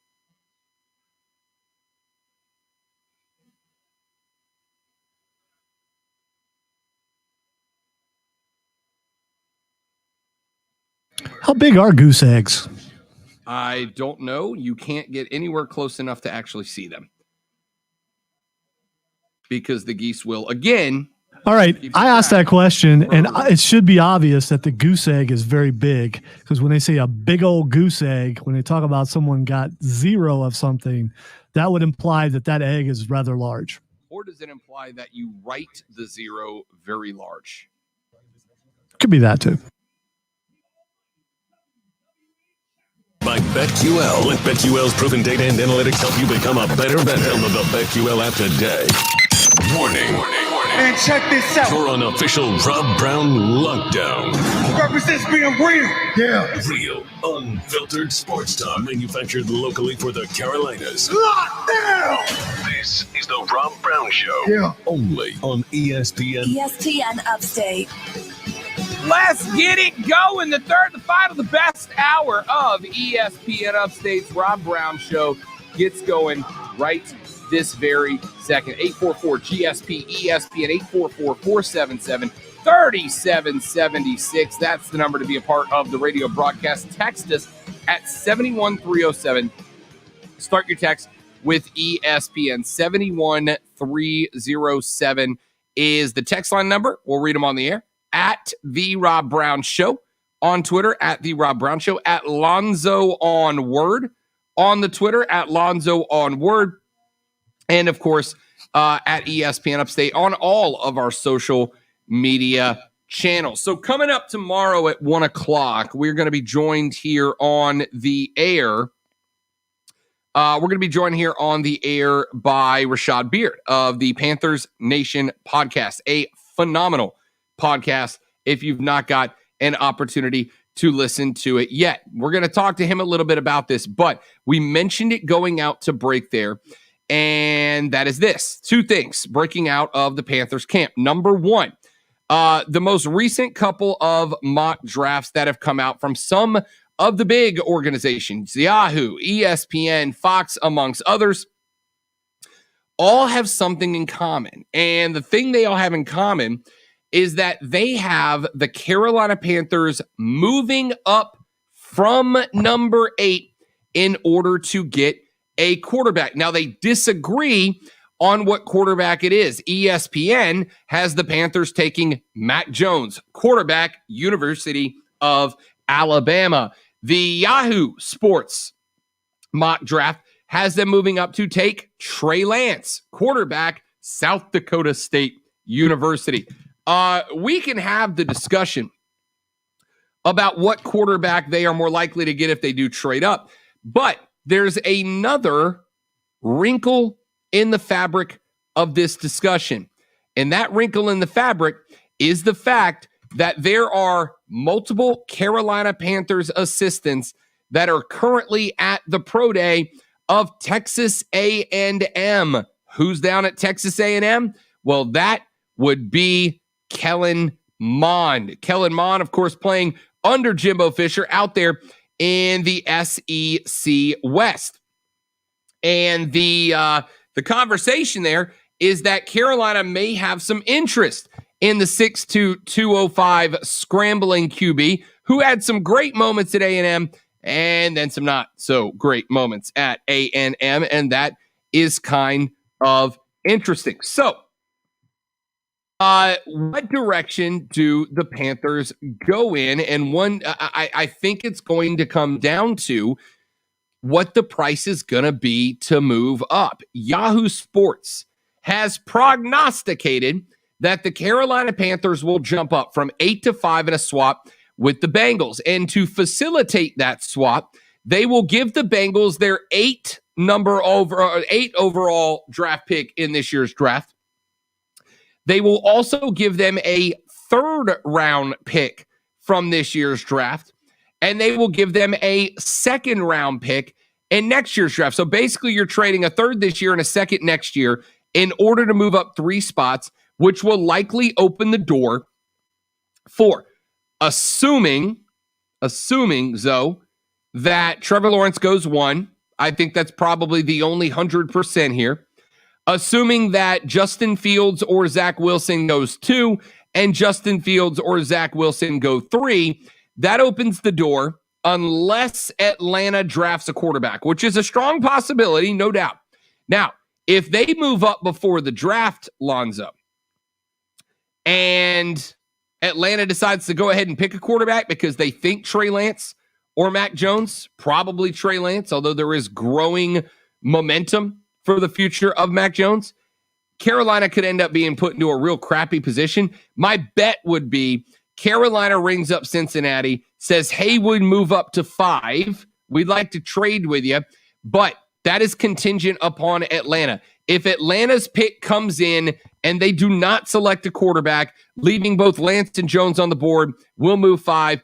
If they select Trey Lance and they leave Mac Jones on the board, then we will not trade with you, and hoping the Bengals are okay with that proposition. Either way, the Panthers are very much in a vice grip right now, Lonzo, because of what happened last Friday with the Dolphins, 49ers, and Eagles. Yeah, this really comes down to the Dolphins did this, and good on them for pulling the trigger and doing what they did. We still don't know which quarterback they're going with, but we got to believe that's the reason why they did everything they did. I mean, not the Dolphins, but San Francisco. Well, the Dolphins too, or the Dolphins too, trading back into that top 6. They may have their eyes on it too. That is true, but do you really think a quarterback's going to be there? I don't. That's the reason why everyone is all these mock drafts have Carolina trading up, because who they want probably won't be there where they are. And I don't think there's going to be a quarterback there at 6. And if there is, do you really want that guy? Because that means people weren't trading up to get that guy. I still think the Dolphins are just going to go for a receiver. The Panthers, if they're not willing to do a lot of deals, they need to just go ahead and trade out of that pick, because the number 8 pick this is not a good spot to be in. No, it's really not. It's a tough spot to be in, specifically and especially if you are looking for a quarterback. I mean, that's just a rough spot to find yourself in if you are looking for a quarterback. You've got Miami jumped into that spot. You got Miami ahead of you, might be looking quarterback. You've got San Francisco, definitely looking quarterback. You've got the Jets and the Jags, all looking quarterback. At 8, you might get Mac Jones at 8, and there's no telling that Mac Jones won't be off the board at number 8. Honestly, I think your best bet there might be trade back, stockpile for the later rounds of this draft, stockpile for the early rounds of next year. Try to sucker somebody in who's got for whatever reason, a belief of some type that one of those quarterbacks will be remaining on the board for them at that pick. Try to sucker somebody in, see if maybe you get lucky, see if maybe you find yourself in a position where somebody takes the bait, where somebody jumps in and says, we're going to make a pass at Jones or at Lance if they're at number 8. Shift that spot back and see if you can stockpile. Unfortunately, means you got to ride with Teddy B one more year. But like you mentioned, Lonzo, that 8 spot's a really bad spot based on the needs of the Carolina Panthers. If they didn't have any need, the 8 spot, and if they decide to go best available, the 8 spot is a great pick, Lonzo, because you're getting 4, maybe 5 quarterbacks off the board in the first 8 spots, meaning that guys that would be 2, 3 overall in any other draft year, maybe sitting there at 8. You could get a 2nd or 3rd overall pick quality player at the number 8 spot. Maybe you do decide to get there, or maybe you decide to utilize that argument to try to turn one first-round draft pick into a slew of picks over the next 2 years. You could do that. If there's an offensive lineman there, you got to go for it, though. They need offensive line help. I'm trying to think, is there any other position worth staying there for Carolina? And I think offensive lineman has got to be the pick. And if there isn't an offensive lineman there, and there will be, you're right, because of all the quarterbacks probably going, you go for that offensive lineman. If not, you trade down. Completely agreed. And I'm intrigued by the premise of an offensive lineman, honestly. And I like the pick. I agree with you. I like the pick of an offensive lineman there. Whether it is Penei Sewell, whether it is what's the Rashad guy. There are some options there for you if you are the Carolina Panthers that I think you kind of have to take into consideration at this point at that position. If you decide to go best available, and that's going to be my big question mark, is if you decide to go first available there, what position do you go? I'm with Zoe. I think an offensive lineman is absolutely the right call in that position. I think an offensive lineman is the guy that you have to go with, but maybe you go cornerback, right? I mean, J.C. Horn, South Carolina guy. We talked about Carolina getting some more Carolina and Clemson guys on the roster. For the most part, the Carolina Panthers have seemed to almost overlook the Clemson and Carolina guys, which would build some interest in South Carolina. Maybe you take a J.C. Horn at a number 8. Maybe he had a phenomenal pro day, blew the scouts away at the pro day.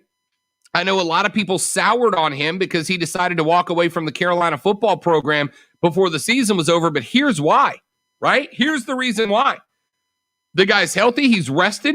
He blew the scouts away at the Pro Bowl, blew the scouts away with his workout, with his ethic, with the way that he was communicating with them, and they loved him. Maybe a J.C. Horn at number 8, shore up the defensive backfield in a division, Lonzo, that features 2 really good quarterbacks and then Jameis Winston.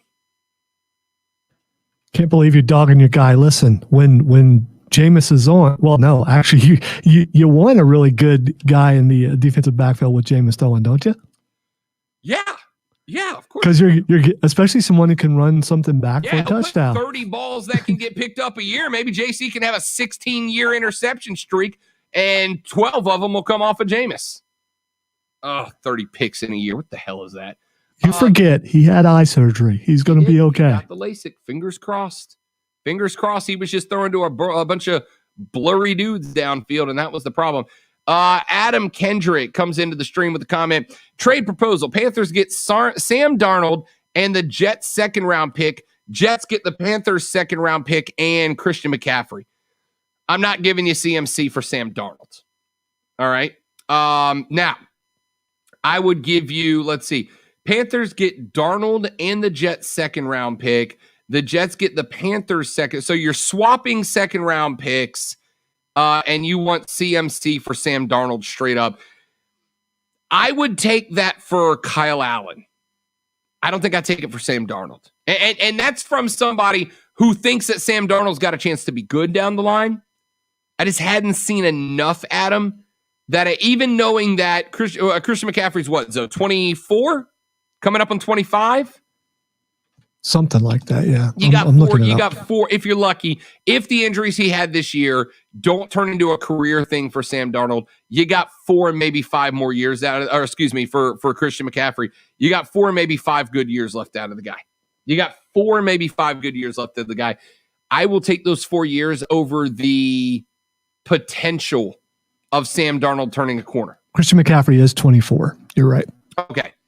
So I'd take the potential. I would take Sam Darnold, swap second rounders, and give you, I don't even know. I can't even, there's not a name that pops up to me as kind of a mid-tier value to make that worth it to me. But CMC is too much for Sam Darnold. For Kyle Allen, I'd take it. Right? For Kyle Allen, I'd take it. I'm not taking it for Sam Darnold just yet, Adam. Good thought, though. You'd get me thinking. At ESPN, don't think J.C. Horn is a guy that brings a lot of Carolina eyeballs with him if that's what the Panthers are going for. Yeah, that's a good point. I wonder if J.C. Horn maybe killed off a little bit of his goodwill with the Gamecocks fans because he decided not to finish this past year. If he goes to the Panthers, though, at number 8, do you think Carolina fans are or Gamecocks fans might jump on the bandwagon and buy some J.C. Horn Panther swag? Yes, I do. I absolutely do. I think it comes down to, well, especially if you're a Panther fan, you're going to do that. Will he bring some fans with him? Yeah, I think he will because he did a lot for the program. I know he left early, and I get that anger, but that anger kind of goes away come draft time. Oh, yeah. Agree with that entirely. It really does. Yeah, I get the being a little bummed that your dudes split town when it kind of felt like you needed them the most at that point. But the reality of the situation is that's just how the game gets played, right? You don't have to like it. That's just how the game gets played. So I don't know. I think he would bring some eyeballs. I'm with Zoe. I think at some point, and I say this respectfully, I think at some point you just gotta get the hell over it, man. He did what was best for him in his career. And the fact that he's about to sign a contract, I think potentially in the first round of the early portion of the first round of the NFL draft is exactly why he did it. Exactly why he did it. Let's take a break. We'll come back here in just a minute. The Rob Brown Show's on your radio. Rob Lonzo, this is ESPN Upstate. QC Kinetics. Yep. The Rob Brown Show. Listen on your computer and tablet at ESPNUpstate.com. My friends at QC Kinetics, the first time I talked to the folks at QC Kinetics, I had 2 big questions for them. The first thing I asked them is, can you show me the science behind what you do? I want to see the science. I want to see how it works. I want to see top to bottom that it works, et cetera, et cetera. And they said, yeah. And they walked me through the whole process. And I was very, very impressed by it. The second thing that I asked is, what is your goal? And I ask that every time that the Rob Brown Show is going to partner up with the business. What's your goal? What's your goal? What are you trying to accomplish? Who do you want to help? Because I want to make sure it's a good partnership. And the first thing that the boys and girls over at QC Kinetics told me was, we are here to help Joe everybody in the upstate. We know that knee pain and wrist pain, ankle pain, lower back pain, hip pain, whatever, leg pain. We know it is something that impacts everybody. We all hear about these joint issues and we start thinking about athletes, but they said, look, it's the plumbers who have to climb around on their hands and knees. It's the carpenters that have to run the same motions over and over every day. It's the blue collar workers working in the back of a bus distributing or a van distributing packages. It's the folks that have to walk around retail stores all day, every day. Those people are hurting. They are hurting. They have the same issues as athletes, maybe for different reasons, but they have them. And we want to help them get back to their day-to-day life, their everyday life as quickly as possible. And that is why we are partnered with QC Kinetics. Go to their website at QC Kinetics, QCKINETIX.com to learn more about the science and see testimonials from dozens and dozens of happy, satisfied, and healthy QC Kinetics patients, or give them a call right now, 864-448-3772, 864-448-3772. Mention the Rob Brown Show. Get that free consultation set up. It's our friends at QC Kinetics. Automotive.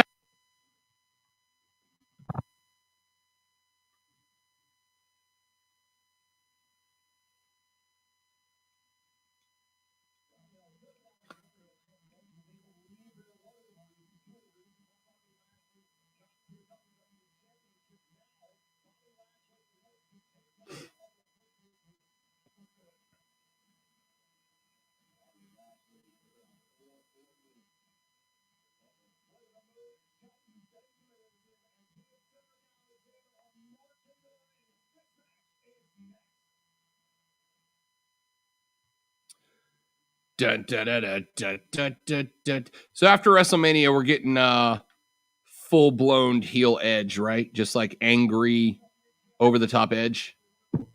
It's already leading that way now because, his moment is being stolen by Daniel Bryan. And I'm all for this triple threat if that's what's being set up by them doing this. But can you have two major heels on the same program with him and Roman? I'm not so sure that works. Because they are two big-time heels, not just, a major heel and a minor heel. These are two guys who could be leading the company. So I don't know. Edge probably only got a handful of years left, though, right? If that. Because he comes back and he gets hurt right away and he's gone for almost a year. So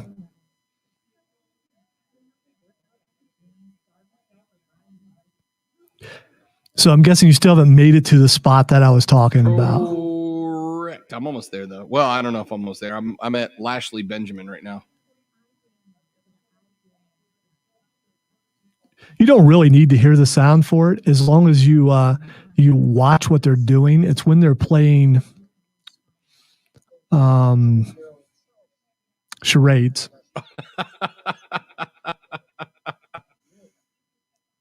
I don't know why that made me laugh just right off the get, but it did.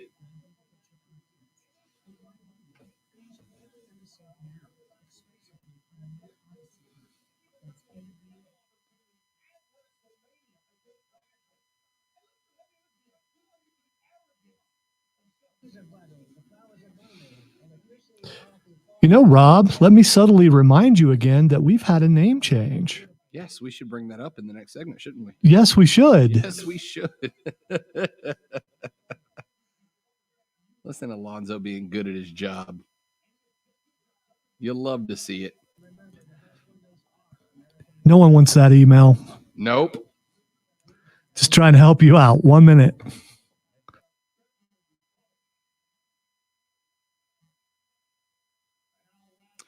That is correct.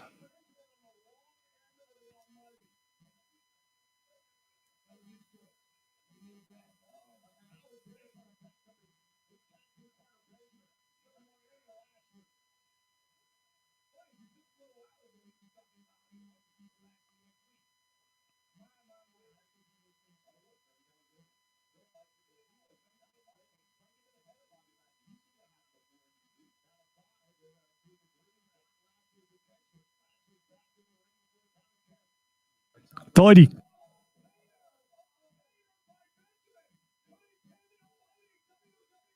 was so awesome. A couple times you paused and a goose honked.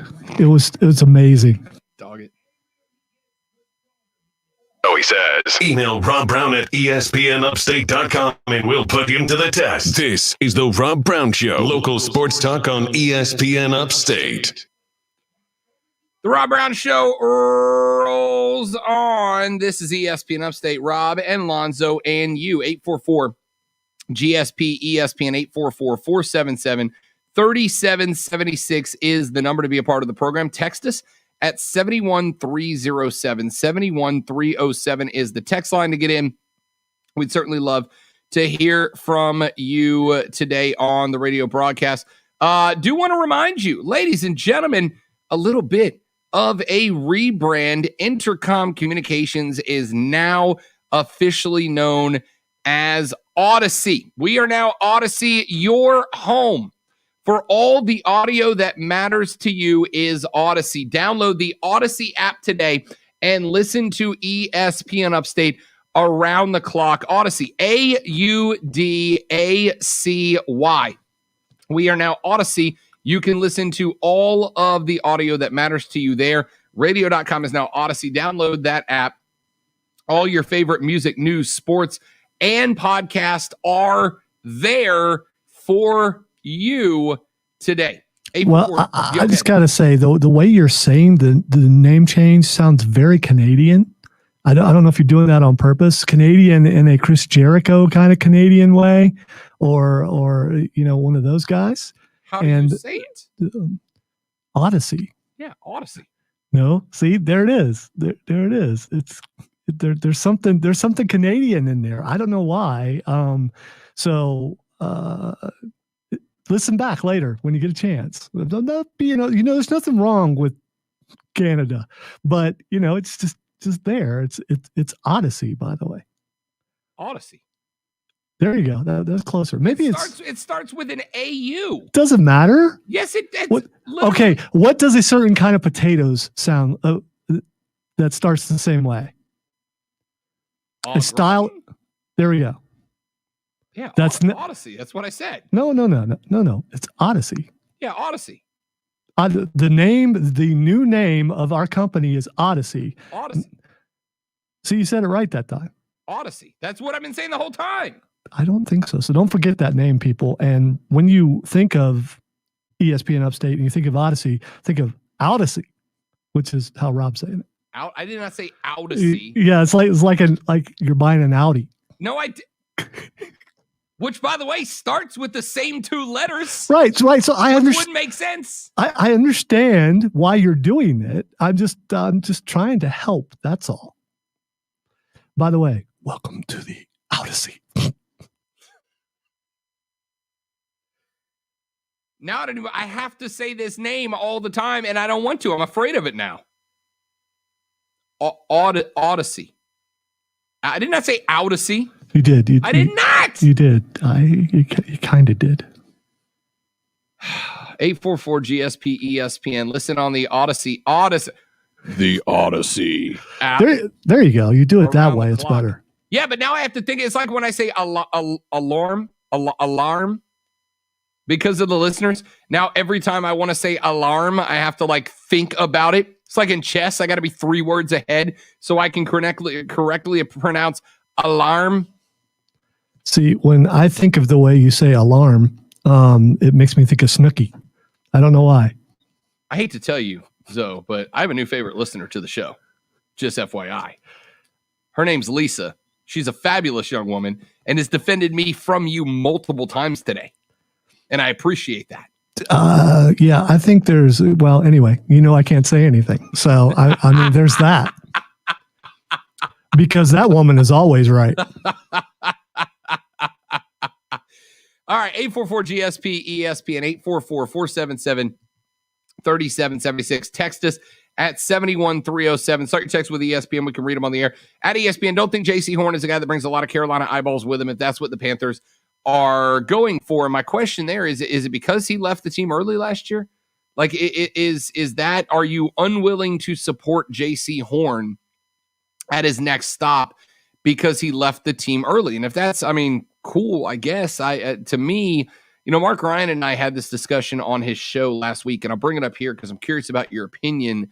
I have accused Mark Ryan, not Ryan, of playing a little favorite ship when it comes to NFL players, and asked him to his face point blank when I was sitting in on a show last week, is the reason that you are so anti-Matt Stafford, is it rooted in any way because he is a Georgia, in the fact that he is a Georgia Bulldog in his previous stop?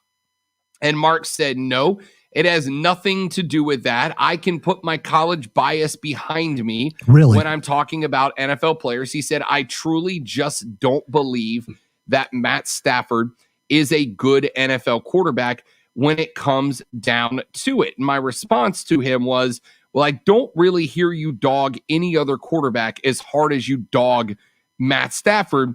Would you take Matt Stafford before Teddy Bridgewater? And he kind of danced around that question a little bit. So now with the J.C. Horn discussion in effect, Lonzo, I will ask you, do you think, whether it's you or our listeners, do you think most people put the college career of a football player behind them when they get to the league, especially when they end up on your team, whether he is from your college team or your college rival?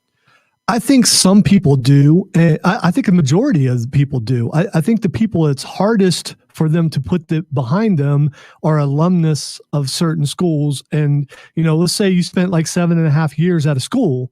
That would make you really care for that school to the point where you may have some bias that you don't even know that you have. When it comes to the head of that show for men, there is disdain, vitriol, there's venom when it comes to Stafford, that it almost sounds like, he stole a girl from him or something.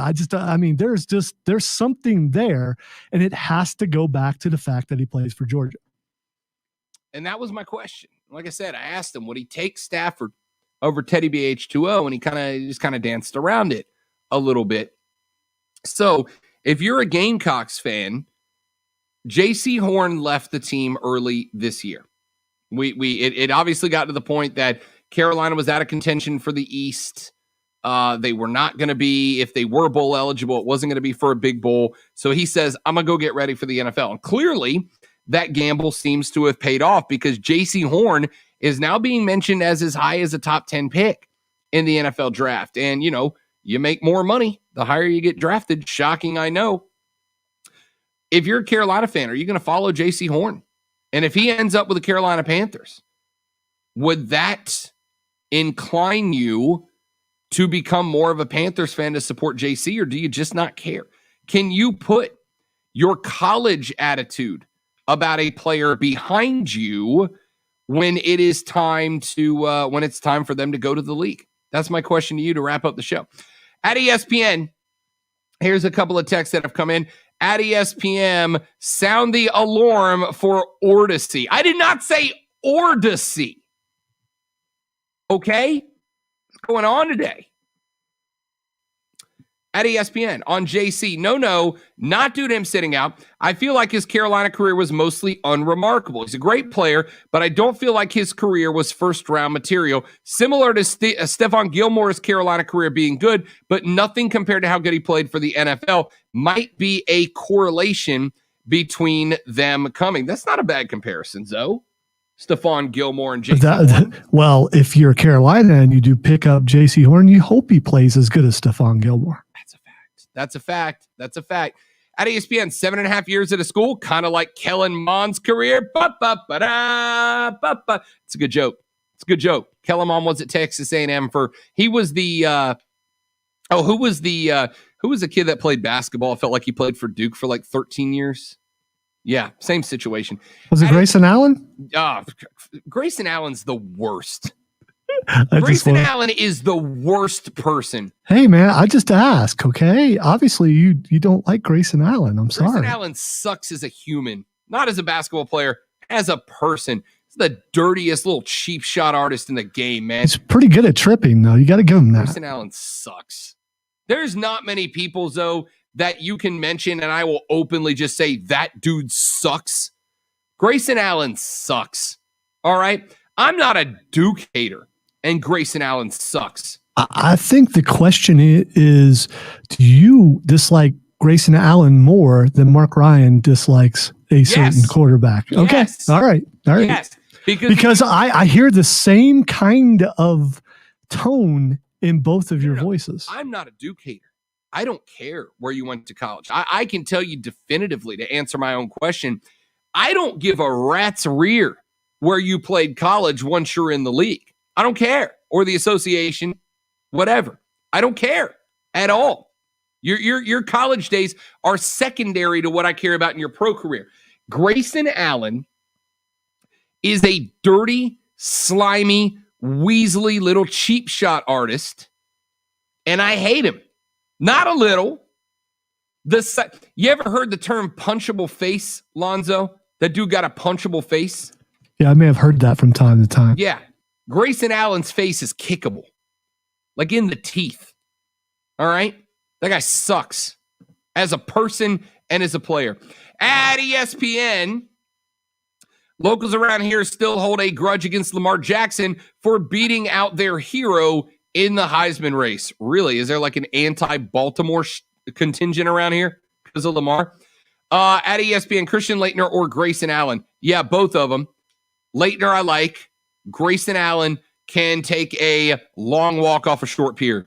And ESPN Panda from Panda, are you thinking about John Shire from Duke basketball? Yeah, he was one too. Kellen Mond was at Texas A&M for 14 long years, man. Let's take a break. Get back on the clock. I'm Rob. He's Lonzo. The Rob Brown Show rolls on. This is ESPN Upstate. You ready? Get that text.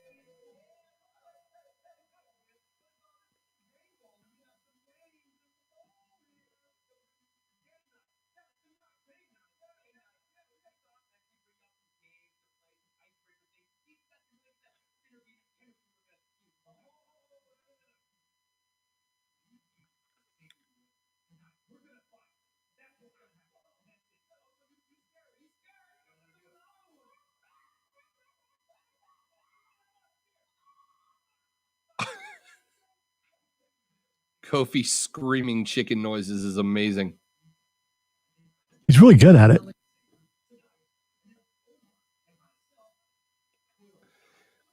And Xavier selfishly promoting himself by routinely flipping pages over about his YouTube and podcasts are great. I believe that's the Bob Dylan method.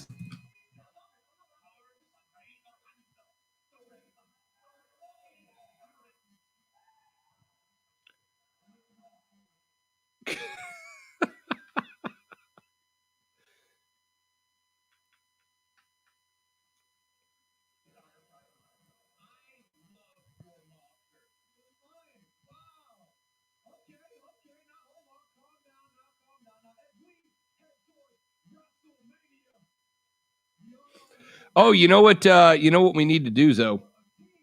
And the people on the stream, you'll get this as a preview surprise. I used to do this to my old station. I need you to print out, cut out, and hang a WrestleMania sign behind the wall on you so that every time we talk about WrestleMania for the next week, you can turn and point to the sign. I'm going to hang one right here on the wall. I'm wondering, how do we have to make it not look like the actual WrestleMania sign? Because WrestleMania. Okay, that's what I'm checking. So yeah. We have a Prisma in the next break. Okay. Charades.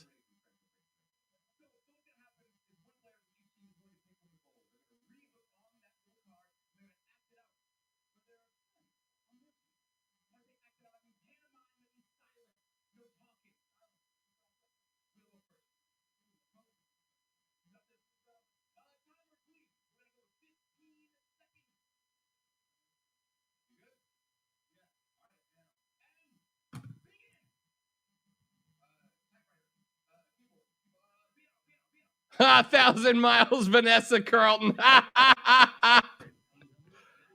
Shows you, how on it we are. We had no idea, but still, I saw that. I was cracking up laughing. I watched that this morning. It's like, oh, that's pretty cool.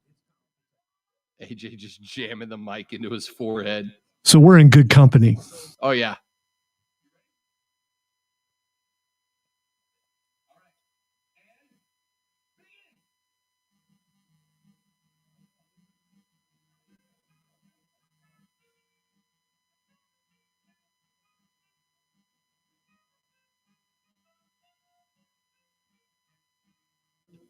One minute.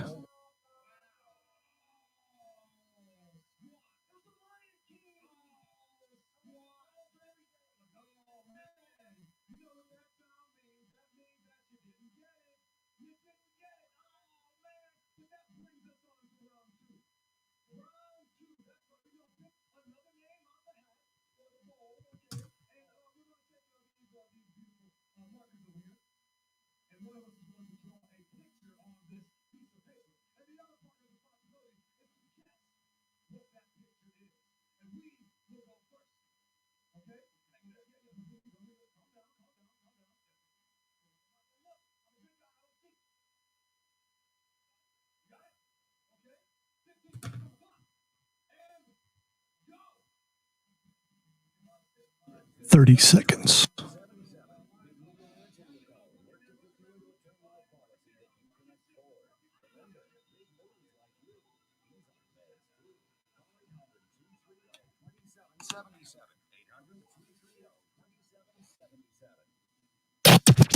Opinions wanted. Well, opinions are like what we say. Everybody has one. Call 844-GSP-ESPN. Local sports talk on the Rob Brown Show on ESPN Upstate. All right, the Rob Brown Show rolling on. This is ESPN Upstate. So one more thing I wanted to get to before we get out of here for the day, and it's over in the NCAA Women's College Basketball Championship Tournament, and it was the embarrassment that was a call that sent potentially UConn to their 13th consecutive women's Final Four with a chance at a 12 national championship, a non-call against the Huskies in a 69-67 victory over Baylor Monday night at the Alamodome. 68-67 was the score. Baylor trailed by one with 5 seconds left. Baylor guard DeJoni Carrington appeared to be fouled by not one but two Husky players, Aaliyah Edwards and Olivia Nelson-Ododa, as she went up for a shot, and no foul was called. It was a mugging. Zoe, I don't know if you've seen a chance to see this replay yet, but if you have not, legit, those two UConn guards should have been arrested for assault. It was that bad. I mean, it was a hard foul. It was so bad that some of the big names got into it. LeBron James tweeted, "Come on, man. That was a foul." Several WNBA plays, Skylar Diggins-Smith, Christy Tolliver, Amanda Zahoy B, Laisha Clarendon, and others. As even UConn coach Jean Ariama's daughter, Alisa, tweeted, quote, "That should have been a foul." At the post-game press conference, Baylor coach Kim Mulkey was asked by a member of the media what she thought about the foul, and suffice to say, she was not like super thrilled about it at all. Like, not super thrilled. I'm trying to get the audio loaded here for her response. You don't hear a whole heck of a lot of coaches that are willing to speak out and go, I mean, like way past coach speak. I can't get the audio to load, but a journalist asked her, and she said, "What did you see?" The journalist responded, "I thought they should have called a foul." And Kim Mulkey said, "Then write it like that. You don't need a quote from me. I've got still shots and video from two angles. One kid hits her in the face. One kid hits her on the elbow," end quote. And yes, that is absolutely correct. But here's the problem. A blown call is what it is, but this women's tournament has been inundated by bad calls. 3 questionable calls in the final minute. One against Troy. They lost to Texas A&M in the first round, a game that could have been the first instance of a number 15 beating a 2 seed in tournament history. It wasn't the first time Mulkey's been on the wrong end as well. In 2004, Sweet 16, Baylor was called for a foul on a scramble for the ball, sending Tennessee to the foul line with less than a second left in the game. The Lady Vols made both free throws, for a 71-69 victory. Asked whether there was anything that could be done about questionable calls, Mulkey sighed and said, quote, "It'll never happen. It doesn't matter. Oh, well, we missed the foul. It doesn't matter what you write. It doesn't matter what I say. It doesn't matter what we saw. It doesn't matter what we think. Life goes on." End quote. It was a foul. And it wasn't just like a, oops, we missed the call. Like, oops, somebody got tapped on the arm. Lonzo, that was straight up a mugging that would have determined the game if both free throws get made. And yes, I've heard already, you can't let UConn go on a 17-0 run inside of 4 minutes left and expect to win. But here's the thing. They let UConn go on a 17-0 run and still could have won the game if the easiest missed call of the year wasn't absolutely blown. This is the kind of stuff that turns people off, Lonzo. It's embarrassing. Do they not have replay? Are they not allowed to check something like that? I don't know in college basketball if you're allowed to do that. I do. I'm sure you say it was a foul. I'm sure it was a foul in the fact that the coach says she has a couple angles. I haven't seen it, but I do think that some people are overly sensitive when it comes to bad calls, and I think unfortunately it's a part of the game. And oh well. If your team gets messed over, it gets messed over. It's part of the human error. I mean, the human error is dumb, and I want it out of sports. End of discussion. This is why. UConn got the bigger end of the stick because UConn is supposed to win. They were supposed to go. They're the darlings, and that's why they got a call. Take that out of sports. Take it out. Go to replay. Call the foul. I'm not saying the young lady from Baylor would have made both free throws. Maybe she makes one. Overtime. Who knows? Maybe she misses both. UConn still wins. Who cares? But the fact that call in that moment, in that big of a game, didn't get called, embarrassing. Embarrassing. Flat out. There's no other word for it. It was embarrassing. All right, when we come back, we play everybody's favorite game. Lonzo tells me what's trending on Twitter. I give you 30 to 45 seconds about what I know about it. And if I don't know anything about it, I make it up on Twitter trending topics. That's next on the Rob Brown Show on ESPN Upstate. Charisma. Yep. You're listening to the Rob Brown Show. Let the game come to you, no matter where you go. In Anderson, Clemson, Greenville, and Spartanburg. ESPN Upstate is always streaming on the radio.com app.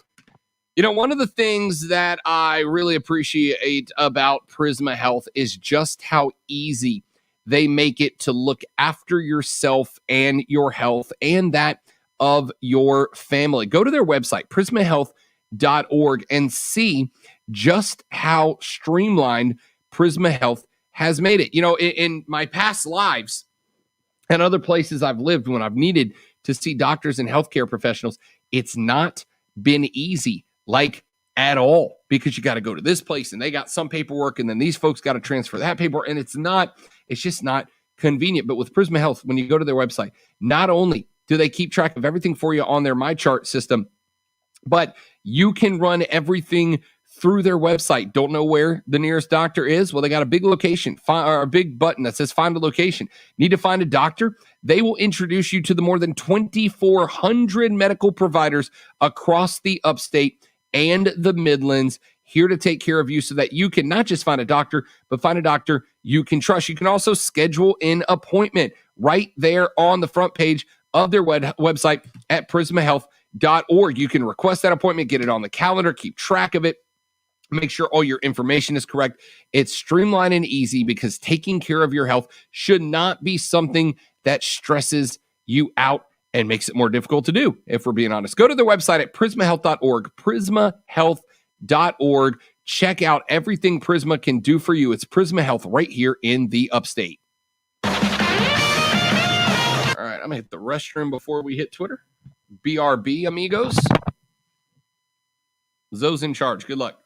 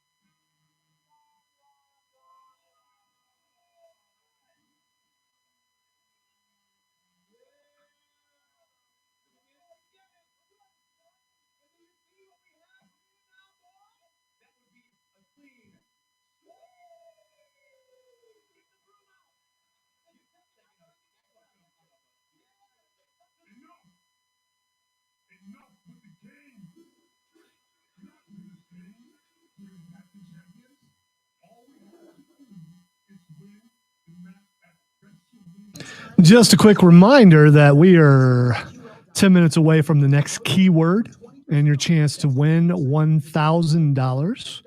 And it is a national contest, but don't think that people local don't win it, because we've had like 5 winners so far, which is not bad considering how many radio stations Odyssey actually has. So got quite a few radio stations. The fact that we've already had 5 winners, why not be the next winner? So make sure you stay tuned when Rob will tell you what next hour's keyword is. And then you can text it in and you can win.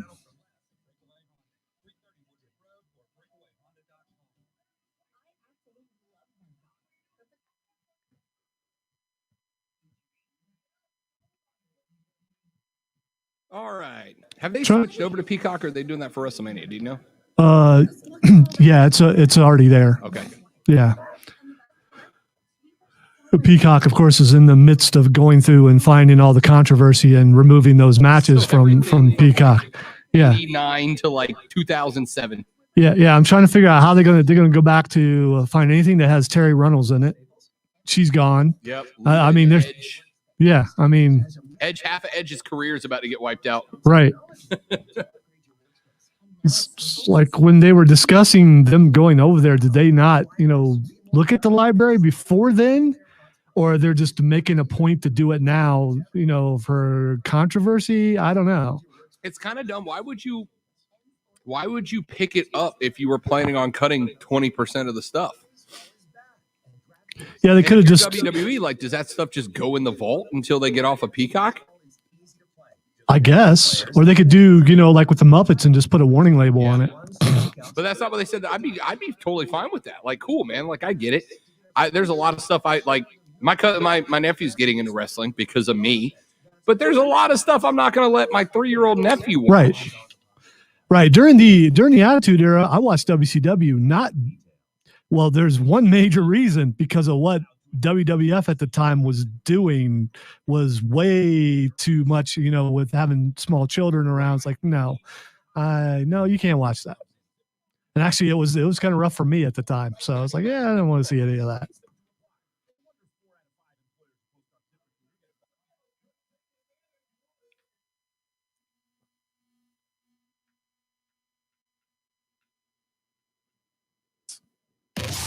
And now, the Rob Brown Show presents Twitter Trending Topics. All right, it is time for Twitter Trending Topics, where I tell Rob what is trending on the internet, and he will regale us all with what he knows about it. The first thing, and this is obvious, Justin Fields is trending. Justin Fields is trending because Justin Fields' Pro Day is taking place today. He turned in a 4.44 in the 40 today. That is screaming for a QB right now. But I found this more interesting, Lonzo. Pro Football Focus has a PFF draft account where they only talk about draft stuff.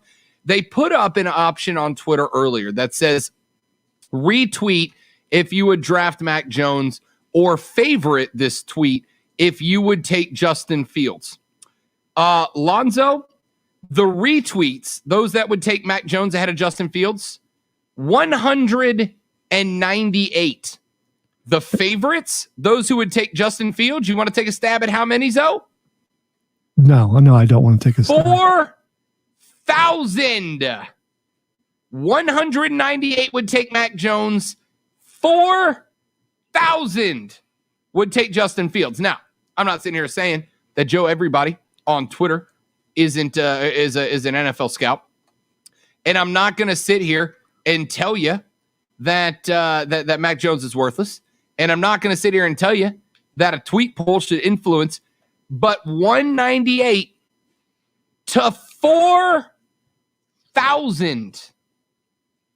So that's a pretty remarkable difference in numbers. Yeah, it absolutely is. And I didn't realize that he was that fast because all you see is the accuracy, the lack of interceptions thrown, all that. And yeah, he runs, but I didn't realize he was that fast.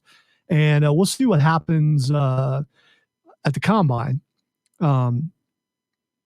If he runs at the combine, is there any point of running at the combine after you do that? Not after turning it into 4.44. Yeah, I guess not. My thought is this, and I've spinning this around because of the fact that Carolina is looking for a quarterback. Justin Fields, in terms of where I would rank him, Justin Fields is closer to Trevor Lawrence than any other quarterback in the draft is to Justin Fields. Agree or disagree? Yes, I agree. Yeah, I would think so. All right. The next thing trending is IWGP.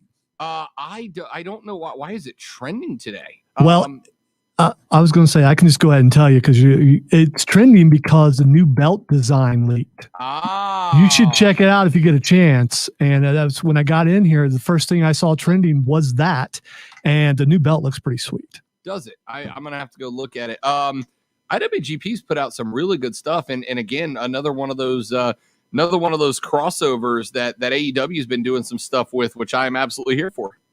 All right. Earlier today, I saw a ton of comic book movies trending, and I didn't know why. And so here's the major thing trending right now: Mount Rushmore of comic book movies. Ooh. All right. So we got to go 4. I'm going to go. Because of its influence, I think Iron Man 1 has to be on it, right? I don't think we have any of the current iteration of comic book movies if it wasn't for the first Iron Man. So I think that's got to be on there. I would say Batman: The Dark Knight goes up there. I would say Avengers: Endgame goes up there. That was the culmination of like 15 plus years of movies. And I'm going to say, and I'm doing all new stuff. I'm not going to I'm saying of the current genre or current generation. My 4th one is going to be Captain America: Civil War, maybe? Should go up there. Because that one kind of stood alone, as it wasn't just a flat, it was a comic book movie, but it wasn't just a flat out superhero. I mean, there were twists, and would you describe it as yesterday? Kind of a spy thriller more than a comic book movie. Those are going to be my 4, I think. I'm going to go Iron Man 1, Batman: The Dark Knight, Avengers: Endgame, and Captain America: Civil War. All right, so the movie I was talking about is Captain America: Winter Soldier. Winter Soldier. That's what I meant, not Civil War. That's what I meant. That to me is the best comic book movie of all time. And then I would go with Iron Man also, and I would go with Avengers: Endgame. But for my 4th one, that's my hard choice right there. I'm going to go with the Christopher Reeve Superman, because that's the first time as a child when I saw Superman on screen. And it was just an amazing thing as a kid at the drive-in, got a Superman comic book and got to watch Superman on screen. And to me, I looked at it and went, that is Superman. No Batman on the list for you. I was going to put Dark Knight Returns on there because I really like the movie with the Joker and all that stuff, but I got to go with it's a hard choice. It really is. That's a tough one. We may have to do another one and really put some thought into that. That was my knee jerk. Yes, 4. Same here. All right, so the next and last thing trending is William Shatner. I don't know why he's trending today. His birthday was last week It was. before that. It was last Tuesday. He turned 90. The reason why he is trending, he is going to the celebrity wing of the WWE Hall of Fame. Way to go, Shatman. I love it. James Tiberius Kirk into the WWE Hall of Fame. How about it? Dude, William Shatner's the best. The best. Dude's a classic American. All right, your keyword for the upcoming hour, the 2 o'clock hour today, is going to be treasure. Treasure. Treasure. Like $1,000 would feel like treasure if you win it. And the $1,000 cash dash on ESPN Upstate. Text treasure to 72881, powered by BetQL. Let BetQL's proven data and analytics help you become a better. Download the BetQL app today. Text treasure to 72881 to become now the 6th person listening to our cluster to win $1,000 on the $1,000 cash dash on ESPN Upstate. Lonzo out, Rob Brown out, Mark Ryan and Diesel in. Enjoy. They're up next for Offsides. The Rob Brown Show's on your radio on ESPN Upstate. Later.